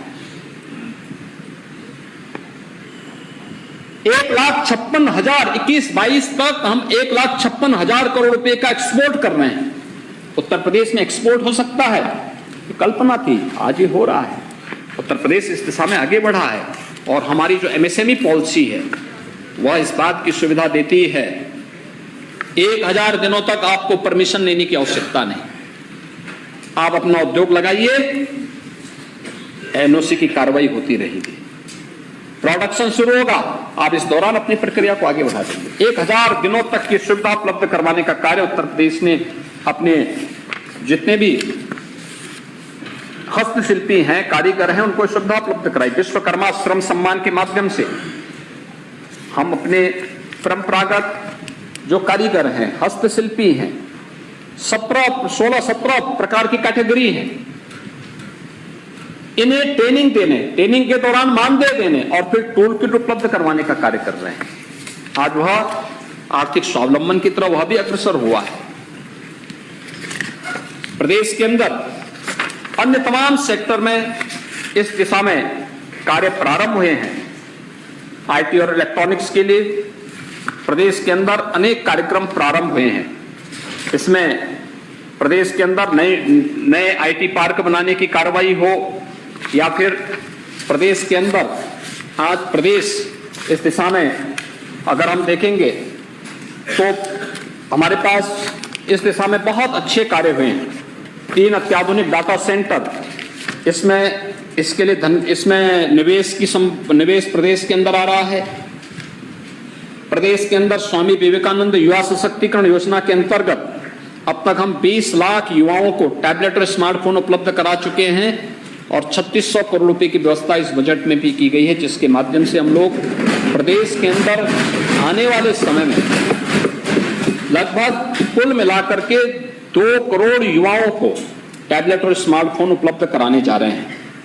प्रदेश के अंदर नोएडा में आर्टिफिशियल इंटेलिजेंस का मशीन लर्निंग क्षेत्र में सेंटर ऑफ एक्सीलेंस ये क्रियाशील है। प्रदेश के अंदर इलेक्ट्रॉनिक्स और आईटीएस सेक्टर में भारत के कुल मोबाइल मैन्युफैक्चरिंग में 45% योगदान उत्तर प्रदेश कर रहा है। भारत के मोबाइल कंपोनेंट के 55% निर्माता उत्तर प्रदेश के अंदर हैं और भारत के लगभग 26% मोबाइल निर्माता उत्तर प्रदेश में क्रियाशील हैं और 200 से अधिक जो कंपनियां इस दिशा में कार्य कर रही हैं। राज्य सरकार सेमीकंडक्टर मैन्युफैक्चरिंग तथा फेब यूनिट के लिए क्लस्टर विकसित कर रही है और इस दिशा में एक अच्छा प्रयास हुआ है। महोदय, प्रदेश के अंदर अगर इंफ्रास्ट्रक्चर की बात करें, इंटर स्टेट कनेक्टिविटी, नेपाल से जोड़ने वाले बिहार, छत्तीसगढ़, झारखंड, मध्य प्रदेश, राजस्थान, हरियाणा, उत्तराखंड, इन सबको जोड़ने के लिए 4 लेन की कनेक्टिविटी आज यूपी की है। एक्सप्रेस हाईवे पूर्वी उत्तर प्रदेश को पूर्वांचल एक्सप्रेसवे के साथ जोड़ने, बुंदेलखंड को बुंदेलखंड एक्सप्रेसवे के साथ जोड़ने, पश्चिम उत्तर प्रदेश को मध्य और पश्चिम पूर्वी उत्तर प्रदेश से जोड़ने के लिए गंगा एक्सप्रेसवे युद्ध स्तर पर कार्य चल रहा है। दिल्ली मेरठ एक्सप्रेसवे 12 लेन का एक्सप्रेसवे आज यातायात के लिए खुल चुका है और प्रदेश के अंदर अगर हम देखेंगे कि अलग अलग सेक्टर में हर जिला मुख्यालय को 4 लेन के साथ जोड़ने के कारण रोड कनेक्टिविटी बेहतर हुई है उत्तर प्रदेश के अंदर। ट्रेन का सबसे बड़ा नेटवर्क यूपी के पास है।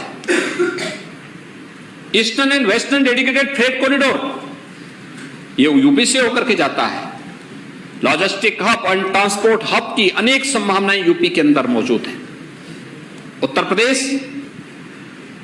देश का पहला राज्य है जिसने भारत सरकार के सहयोग से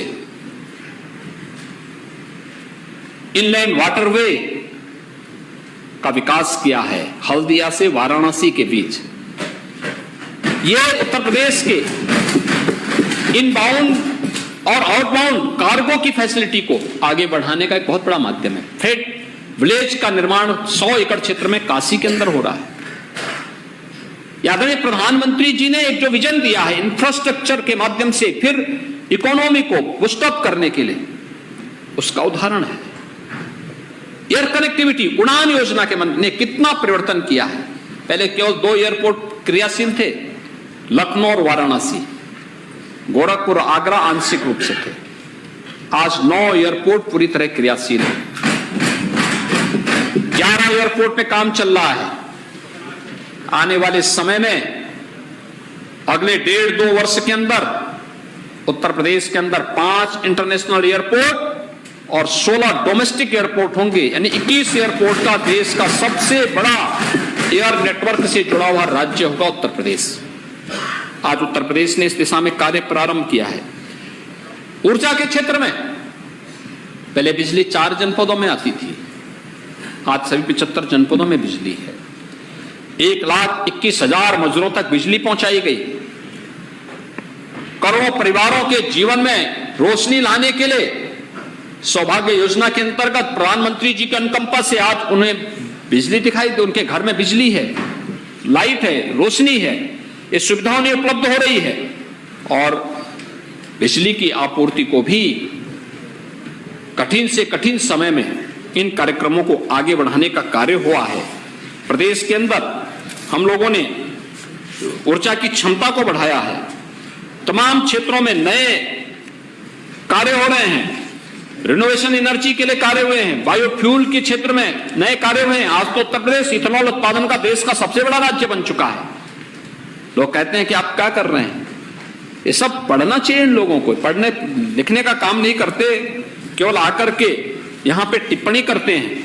लेकिन महोदय, उत्तर प्रदेश ने इस सेक्टर में बेहतर काम किया और उत्तर प्रदेश लगातार इस दिशा में अपनी गति को आगे बढ़ाए हुए है। प्रदेश के अंदर मैंने यहां पर पहले कहा कि आज एक्सपोर्ट के एक नए हब के रूप में उत्तर प्रदेश आगे बढ़ चुका है। ग्राम्य विकास सेक्टर ने अपनी ग्रामीण क्षेत्र की कनेक्टिविटी को जहां बेहतर किया है, वहां साथ ही साथ ग्रामीण क्षेत्र में ग्राम सचिवालय एक गांव में ही वो सुविधा उपलब्ध करवाने की कार्रवाई को आगे बढ़ा रहा है। गांव के व्यक्ति को ब्लॉक, तहसील या जनपद में न जाना पड़े। बैंकिंग कॉरेस्पॉन्डेंट सखी बैंकिंग की सारी सुविधा गांव में उपलब्ध करानी जा रही है। महिला स्वयंसेवी समूह के माध्यम से हर गांव की महिला स्वावलंबन की ओर अग्रसर हो, इस दिशा में एक बेहतर प्रयास वहां पर प्रारंभ हुआ है। और मातृभूमि की एक नई योजना, जिसमें कोई भी प्रवासी उत्तर प्रदेश वासी अगर अपने किसी पूर्वज के नाम पर उत्तर प्रदेश के अंदर वह निवेश करना चाहता है या उनके नाम पर कोई एक भवन बनाना चाहता है, कन्वेंशन सेंटर बनाना चाहता है या कोई बनाना चाहता है, तो हम लोगों ने व्यवस्था करने जा रहे हैं कि 60% पैसा वो देगा, 40% राज्य सरकार देगी उनके पूर्वज के नाम पर। हम उस व्यवस्था को आगे बढ़ाने का कार्य कर लेंगे। ग्रामीण और शहरी क्षेत्र में ईज ऑफ लिविंग के लिए 52,77,000 गरीबों को एक आवास मिल जाए।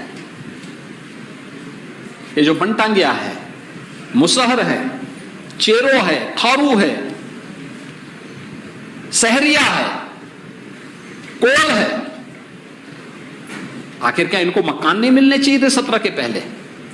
क्या इनकी कोई जाति नहीं थी क्या? इनकी भी तो जाति थी, लेकिन इनको नहीं सुविधा मिलती थी। इनको नहीं मिलती थी सुविधा, क्योंकि सुविधा तो समाजवादी पार्टी के कैडर को मिलती थी। बड़ी हवेली है, उसी हवेली में महोदय मुझे याद है मार्च 17 में सरकार बनी थी, लेकिन दिसंबर 16 और जनवरी 17 में मैं एक आंदोलन के साथ जुड़ा हुआ था। वो था भूख से हो रही मौत के खिलाफ अभियान। कुशीनगर, सोनभद्र, चित्रकूट में मुझे जाने का अवसर मिला था। भूख से मौतें हो रही थी।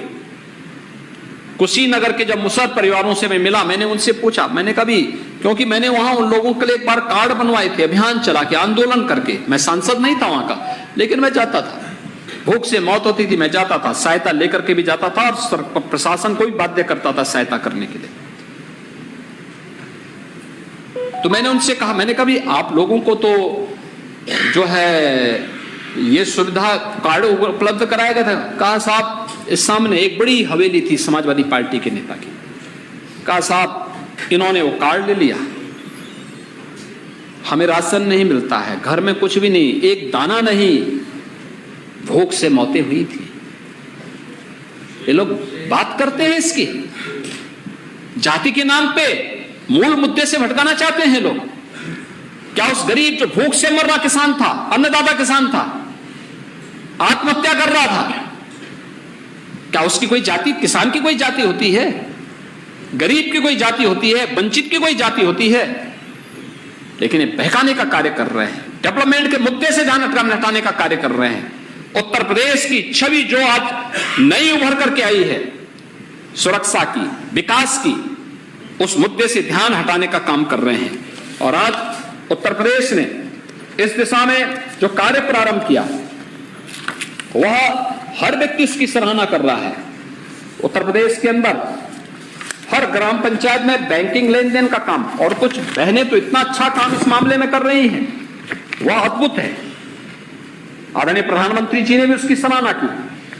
प्रदेश के अंदर जल जीवन मिशन के बारे में मैंने पहले कहा, हर घर नल योजना 2024 तक हम प्रदेश के अंदर हर गांव, हर घर तक उपलब्ध करवाने का कार्य करेंगे। ग्रामीण क्षेत्र में स्वामित्व, पीएम स्वामित्व योजना, आखिर ये 17 के पहले भी हो सकता था। 50 लाख परिवारों को हम, जहां पे उसका घर है गांव में, उस गरीब को उसका मालिकाना अधिकार दे चुके हैं, घरौनी उपलब्ध करा चुके हैं 50 लाख परिवारों को।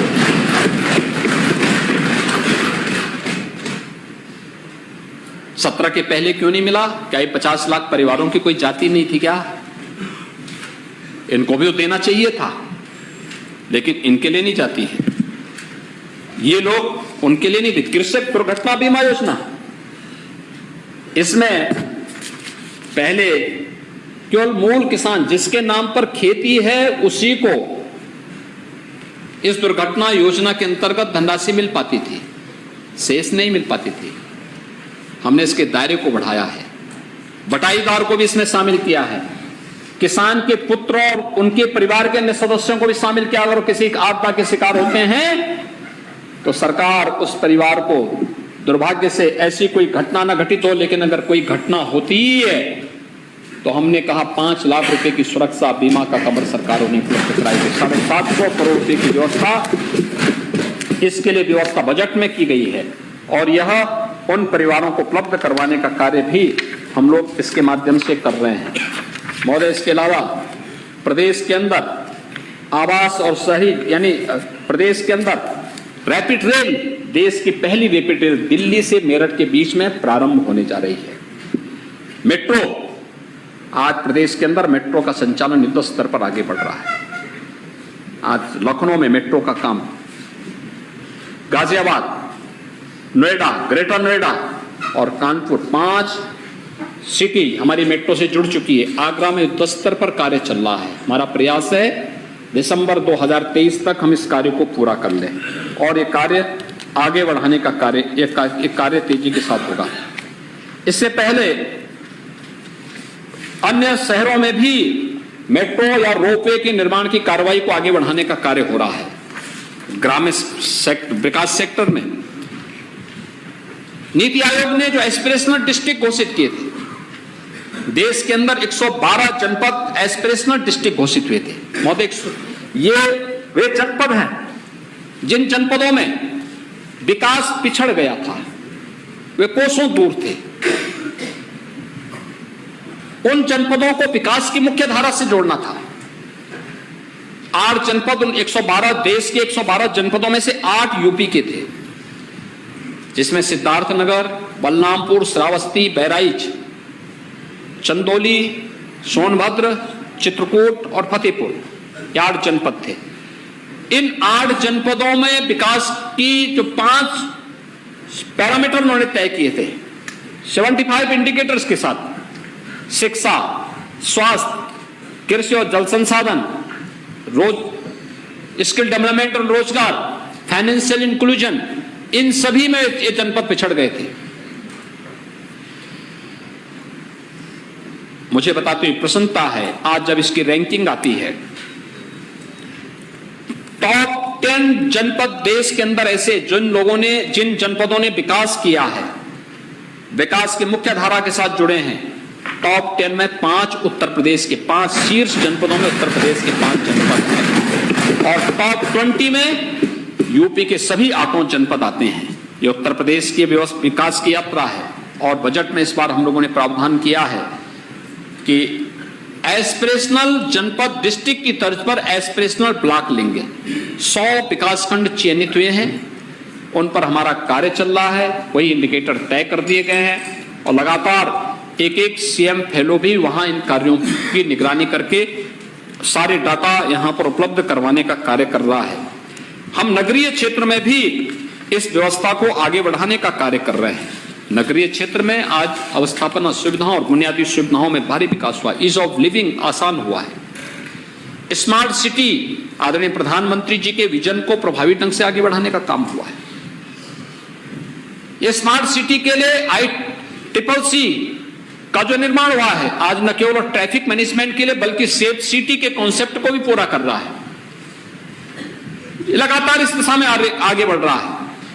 अनेक योजनाओं को आगे बढ़ाने का कार्य हुआ है। आज सिटी, आज उत्तर प्रदेश की 17 के पहले की तुलना में ज्यादा सुंदर और स्वच्छ दिखती है। उत्तर प्रदेश में कोई भी आता है आज के दिन पे कहता है सब उत्तर प्रदेश तो बदल गया है, हम आए थे बहुत साफ है। ये मैसेज अपने आप में बहुत कुछ कह देता है।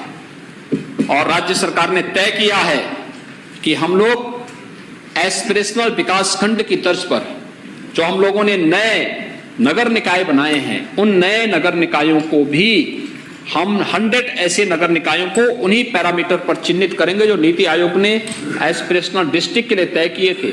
उन नगर निकायों को भी हम एस्पिरेशनल नगर निकाय के रूप में चिन्हित करते हुए फिर उनके एक व्यवस्थित विकास की प्रक्रिया के साथ जोड़ने का कार्य करेंगे। और यह भी प्रदेश के अंदर एक कार्य भी आगे बढ़ने जा रहा है। इन कार्यक्रमों को हम आगे बढ़ाने का कार्य करेंगे। ये प्रदेश की इकोनॉमी को एक नई ऊंचाई तक पहुंचाने में अपना योगदान देगा। नई न्यू सिटी के निर्माण के लिए बजट का प्रावधान किया गया है। इसमें आवास विकास को इस बात के लिए वो किया गया है कि वह विकास प्राधिकरण या आवास विकास के माध्यम से न्यू सिटी के निर्माण के लिए आधा पैसा राज्य सरकार देगी, आधा पैसा वे अपने स्रोत से देंगे, या जिन सिटी का विस्तार हुआ है उनके बारे में अवस्थापना सुविधाओं और अन्य सुविधाओं के विकास के लिए इन कार्यक्रमों को आगे बढ़ाने का कार्य करेंगे। इस पर तेजी के साथ आगे कार्य हो रहा है। महोदय, यूपी की कानून व्यवस्था जो विविध सेक्टर थी, इसमें कानून व्यवस्था के बारे में, या पहले मैं इसमें आता हूं, अपने पर्यटन और टूरिज्म के उसमें आता हूं। पर्यटन और टूरिज्म के उसमें आप देखेंगे उत्तर प्रदेश के अंदर बहुत अच्छा विकास हुआ है। आज काशी में जाएंगे, काशी विश्वनाथ धाम आपको देखने को मिलेगा। आज आप कुशीनगर में आप जाएंगे, भगवान बुद्ध का महापरिनिर्वाण स्थली, वहां पर लोग आकर के अभिभूत होते हैं।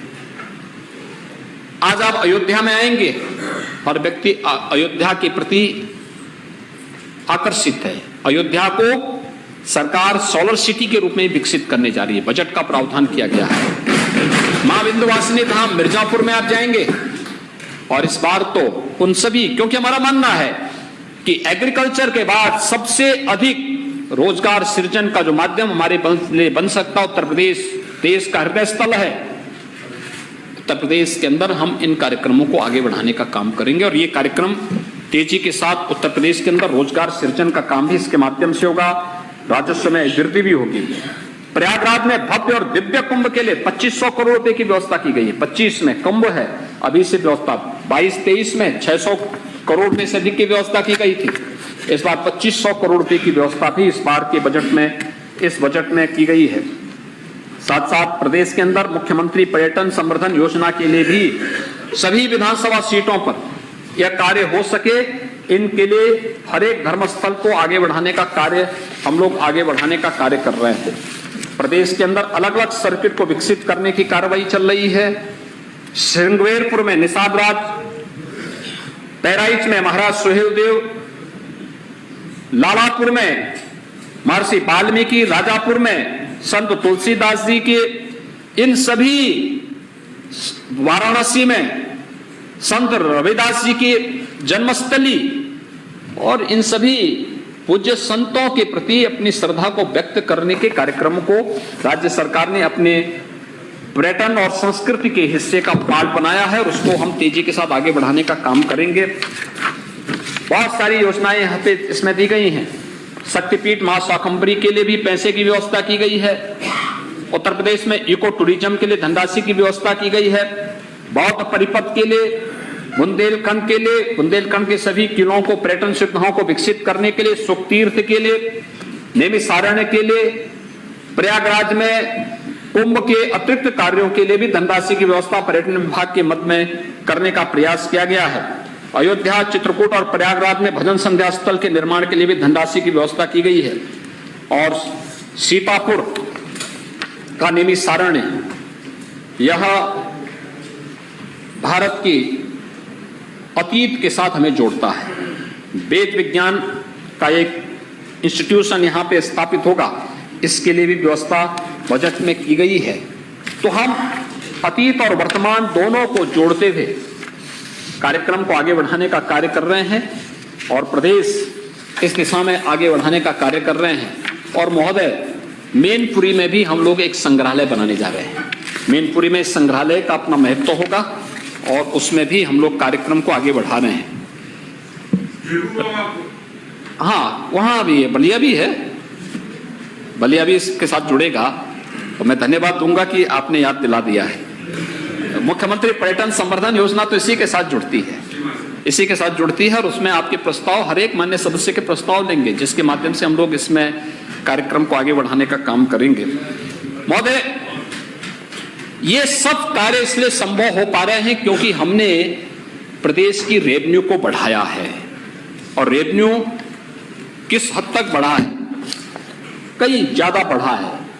मैं पहले बता चुका हूं कि क्या होता था प्रदेश में। ये जो पैसा, जो लीकेजेस थे, कहां जाता था? इसी से कोई होटल बना रहा है इंग्लैंड में और कोई ऑस्ट्रेलिया में टापू खरीद रहा है। यही पैसा है, राज्य का पैसा है, राज्य की जनता का पैसा है। लेकिन हमने बजट को दोगुना करने में और प्रदेश की अर्थव्यवस्था को विस्तार देने में इस धनराशि का उपयोग किया है। और यह एक, कर चोरी रोकने, लीकेजेज पर प्रभावी अंकुश लगाने और प्रदेश के अंदर वित्तीय प्रबंधन का एक बेहतरीन उदाहरण भी प्रस्तुत किया है। FRBM क्या जो एक्ट है, उस एक्ट के अंतर्गत जो सीमा थी, उत्तर प्रदेश की सीमा के अंतर्गत इन कार्यक्रमों को हम लोगों ने इसके साथ जोड़ा है। और प्रदेश लगातार इस दिशा में आगे बढ़ाने का काम किया है। आज भी प्रदेश के अंदर हम लोगों ने कैपिटल एक्सपेंडिचर के लिए जो व्यवस्था की है, इसमें 1,37,000 करोड़ रुपए से अधिक की राशि है, जो प्रदेश के अंदर इंफ्रास्ट्रक्चर के लिए, जो सर्वाधिक रोजगार उपलब्ध कराएगा, उसके लिए इतनी धनराशि की व्यवस्था इस बजट में की गई है। इसके अलावा महोदय, प्रदेश के अंदर अगर मैं बैंकों के व्यवसाय की बात करूं, 2012 से 17 के बीच 12,69,000 करोड़ रुपए बैंकों में जमा हुआ था, यानी 12,80,000 मान सकता हूं मैं। लेकिन 17 से 22 के बीच में यह पैसा जमा हुआ है 22,06,000 करोड़ रुपए से अधिक की राशि बैंकों में उत्तर प्रदेश के अंदर उत्तर प्रदेश वासियों ने जमा की। और CD रेशियो, जो प्रदेश के अंदर मिलने वाला ऋण रोजगार की संभावनाओं को विकसित करने का होता है, 17 तक केवल 46% था, आज ये बढ़कर के 55% हो रहा है। इसका मतलब बैंकों का पैसा जो उत्तर प्रदेश वासी उत्तर प्रदेश में जमा करते हैं, उसमें से 55% पैसा उत्तर प्रदेश के अंदर ही वितरित हो रहा है, उत्तर प्रदेश के विकास में खर्च हो रहा है। ये एक सही दिशा में चलने वाला है। हमारा प्रयास है हम इसको 60-65% तक पहुंचाएं। यह एक कार्य प्रदेश के अंदर हो रहा है। 12 से 17 के बीच में प्राथमिक सेक्टर में कुल 5,20,000 करोड़ रुपए का ऋण वितरित हुआ था, और 17 से 22 के बीच में हम इसे 9,52,000 करोड़ रुपए तक पहुंचाने का काम किए हैं। यह प्रदेश के अंदर जो एक नया प्रयास प्रारंभ हुआ है, और आज इसी का परिणाम है कि प्रदेश एक नई दिशा में आगे बढ़ा है। इससे पहले क्या होता था? पहले फुर्सत हो ना, तो इस पे कोई कार्य करेगा। और इन्होंने समाजवादी पार्टी की सरकार में 5 वर्ष में केवल 1234 करोड़ रुपए सफाई महोत्सव में खर्च किए थे। सफाई महोत्सव के नाम पे, प्रदेश के लिए नहीं, उन्हें विकास से मतलब नहीं था। और परिणाम यही था कि उस समय के समाचार पत्रों में भी इस प्रकार की बड़ी बड़ी हेडिंग आती थी। उस समय उनके द्वारा जो कहा जाता था, जिस प्रकार की स्थितियां थी, उस समय भी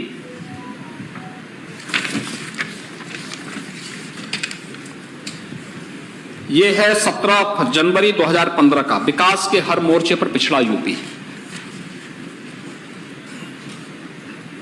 इंडस्ट्री की विकास दर पिछले साल से कम, सबसे बेहतर स्थिति में सर्विस सेक्टर, लेकिन फिर भी कम। ये उत्तर प्रदेश की स्थिति हुआ करती थी। कृषि क्षेत्र को सबसे तगड़ा झटका, 3.7 से घटेगी विकास दर। ये हमारी विकास दर को पूछ रहे थे। ये उत्तर प्रदेश की स्थिति है। और उस समय के विशेषज्ञ कहते थे कि रोकने होगी कृषि क्षेत्र की बदहाली। किसान आत्महत्या कर रहा था, प्रोक्योरमेंट की कोई पॉलिसी नहीं थी। 15 का ही है, शर्मनाक, लखनऊ देश में सबसे ज्यादा बेरोजगार। ये उत्तर प्रदेश के अंदर थी। बीआरजीएफ घोटाला 15, लुटता रहा सरकारी पैसा, किसी ने देखा नहीं। और खैर शिक्षा के बारे में समाजवादियों से बोलना तो बेकार ही है।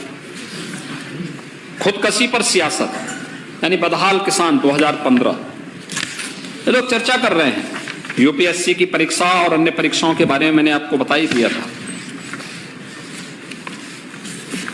2014 में सूखा 490 करोड़ मिले पर बंटे नहीं। ये है मई 2015 की। ये प्रदेश के अंदर यही होता था।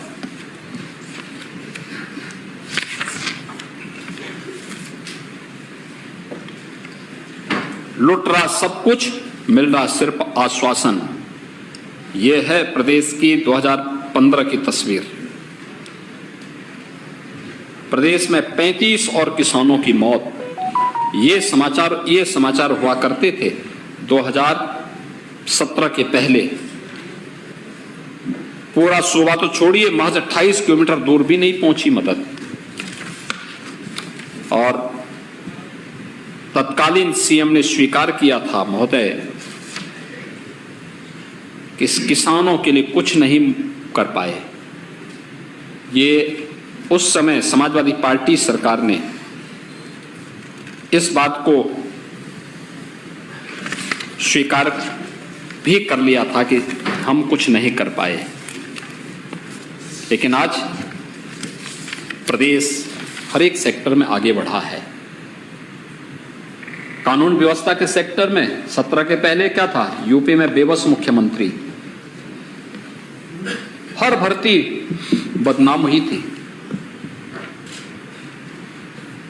पुलिस भागती थी और अपराधी दौड़ाते थे। ये उत्तर प्रदेश की स्थिति थी। कहां कहां नहीं घटना हुई थी। 700 से अधिक दंगे हुए थे। कोई आना नहीं चाहता था उत्तर प्रदेश में। लगातार प्रदेश के अंदर उपद्रव। और आज उत्तर प्रदेश जिस दिशा में आगे बढ़ा है, महोदय, अगर 16 की तुलना में मैं एनसीआरबी के डाटा को यहां पे प्रस्तुत करूं तो अपराध में 80 डकैती के अपराध में 80.31% कम हुए हैं। लूट की घटनाओं में 61.51%, हत्या में 32.45%, बलवा में 51.65%, फिरौती में 43.18%, बलात्कार में 21.75% की कमी आई है। पुलिस भर्ती में महिलाओं का 20% स्थान दिए गए हैं। 3 महिला पीएससी बटालियन और इसमें वीरांगना उदा देवी के नाम पर, वीरांगना झलकारी बाई के नाम पर, वीरांगना अवंती बाई के नाम पर 3 महिला बटालियन की स्थापना प्रदेश के अंदर चल रही है। Uttar Pradesh special security force SSF, SDRF, 3 पुरुष पीएससी बटालियन की नया गठन किया गया है। 54 कंपनियां पीएससी की पिछली सरकारों ने समाप्त कर दिया था, उनका भी पुनर्गठन किया गया है।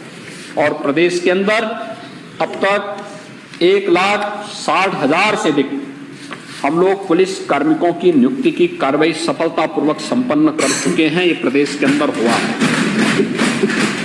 प्रदेश के अंदर पुलिस बजट में भी वृद्धि की गई।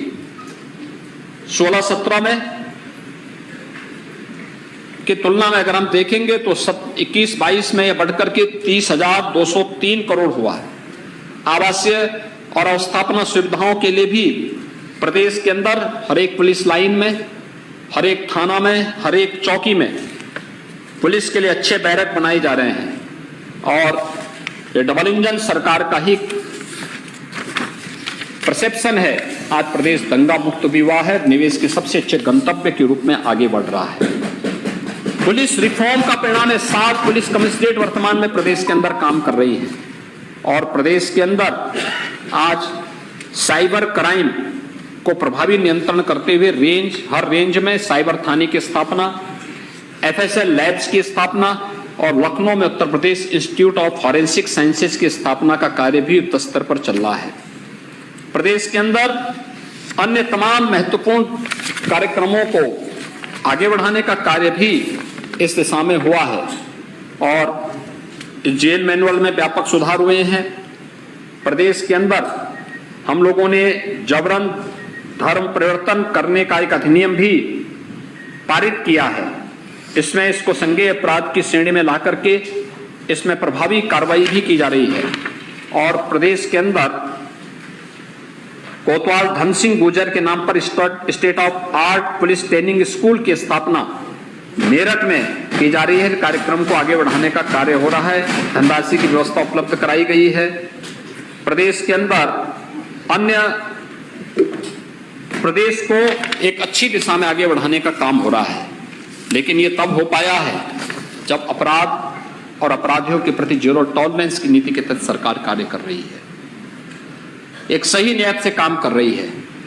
महोदय, समाजवादी पार्टी की सरकार में क्या होता था?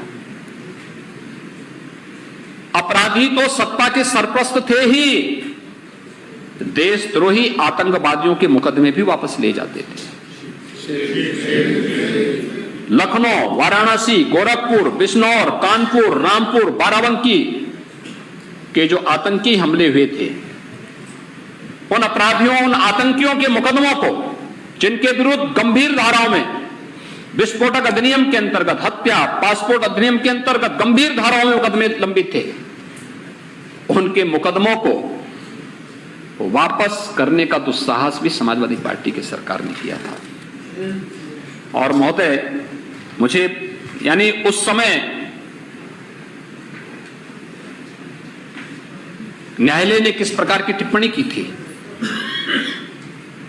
उन्होंने, माननीय उच्च न्यायालय ने को एक टिप्पणी करनी पड़ी थी कि उत्तर प्रदेश सरकार द्वारा रिकॉर्ड मांगे जाने पर उसको न्यायालय में प्रस्तुत नहीं किया और न्यायालय को निर्णय लेना पड़ा।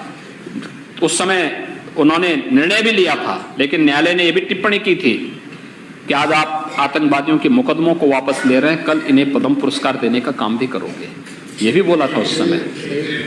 यानी यह 2017 के पहले इसी उत्तर प्रदेश में होती थी।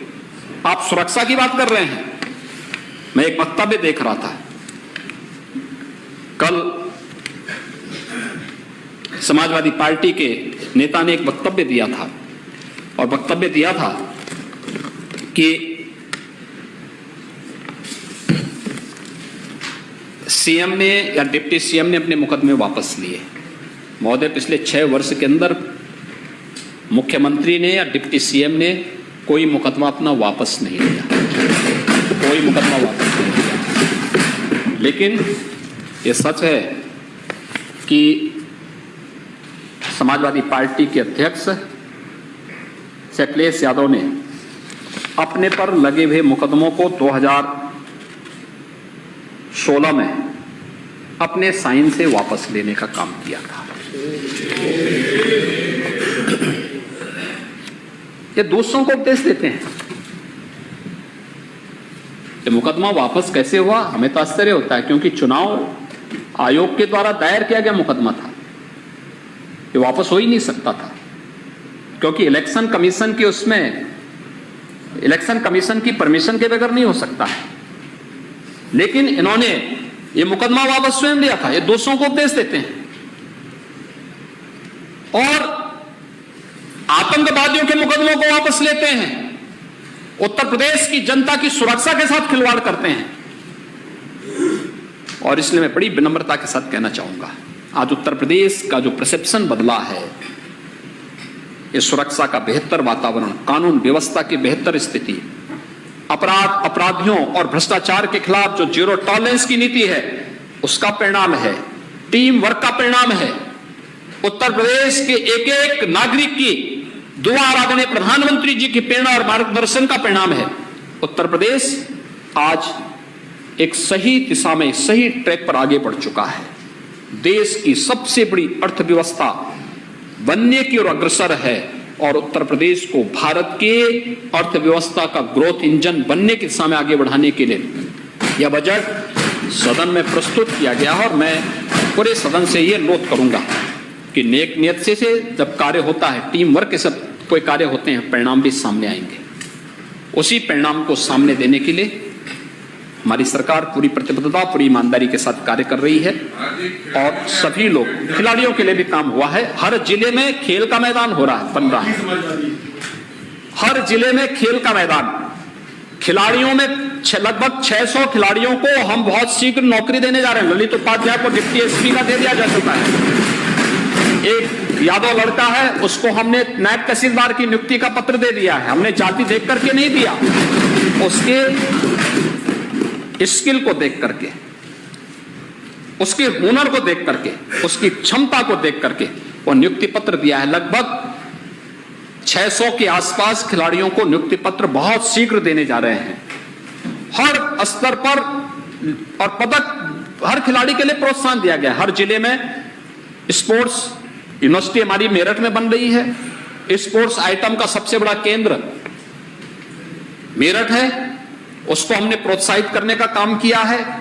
हर जिले में स्टेडियम, हर विकासखंड स्तर पर मिनी स्टेडियम बनाने की कार्रवाई, हर गांव में खेल का एक मैदान, ओपन जिम का निर्माण, ये उसी क्रम का खिलाड़ियों को प्रोत्साहित करने और सांसद खेल कूद प्रतियोगिता, ये उसी का परिणाम है जो आदरणीय प्रधानमंत्री जी के अनुकंपा से आगे बढ़ रहा है। और मैं आश्वस्त करता हूं, सरकार किसी भी पक्ष को वंचित नहीं रखेगी शासन की योजनाओं से, हर एक पक्ष को। मैं तो बार बार इस बात को कहता हूं, यह देश राम राज्य की अवधारणा को साकार कर रहा है जब प्रधानमंत्री जी सबका साथ, सबके विकास, सबका विश्वास और सबके प्रयास की बात करते हैं। ये सबका साथ, सबके विकास का मंत्र ही राम राज्य की अवधारणा है और उत्तर प्रदेश इसका अक्षरशः पालन करेगा। इसी मंत्र को फॉलो करते हुए आगे बढ़ेगा और इसी को फॉलो करते हुए आगे बढ़ रहा है। हम मकान देते हैं सबको, किसी की जाति, मत और मजहब नहीं देखते। शौचालय दिया सबको, किसी की जाति, मत और मजहब नहीं देखा। उज्ज्वला योजना के लाभार्थियों को रसोई गैस का कनेक्शन दे रहे हैं।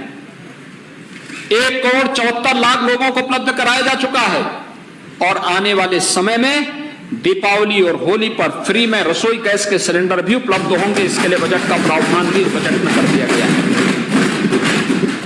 6,90,000 करोड़ रुपए से अधिक के बजट का प्रावधान ये उसी भाव के साथ किया जा रहा है, हर तबके के लिए। भेदभाव किसी के साथ नहीं, किसी प्रकार का कोई भेदभाव नहीं, लेकिन उच्छृंखलता या फिर सुरक्षा के साथ खिलवाड़ यह भी कतई स्वीकार्य नहीं हो सकता है। और जीरो टॉलरेंस की उस नीति के तहत कार्यक्रम को आगे बढ़ाने का जो कार्य हो रहा है वह उत्तर प्रदेश को एक नई पहचान दिलाएगा। मैं इस माननीय सदन से, उच्च सदन से इस बात की अपील करूंगा कि इस बजट को सर्वसम्मति से पास करते हुए उत्तर प्रदेश की जन भावनाओं के अनुरूप हम उत्तर प्रदेश को बना सकें। इस विश्वास के साथ मैं सभापति जी आपको मुझे अवसर देने के लिए हृदय से धन्यवाद देता हूं।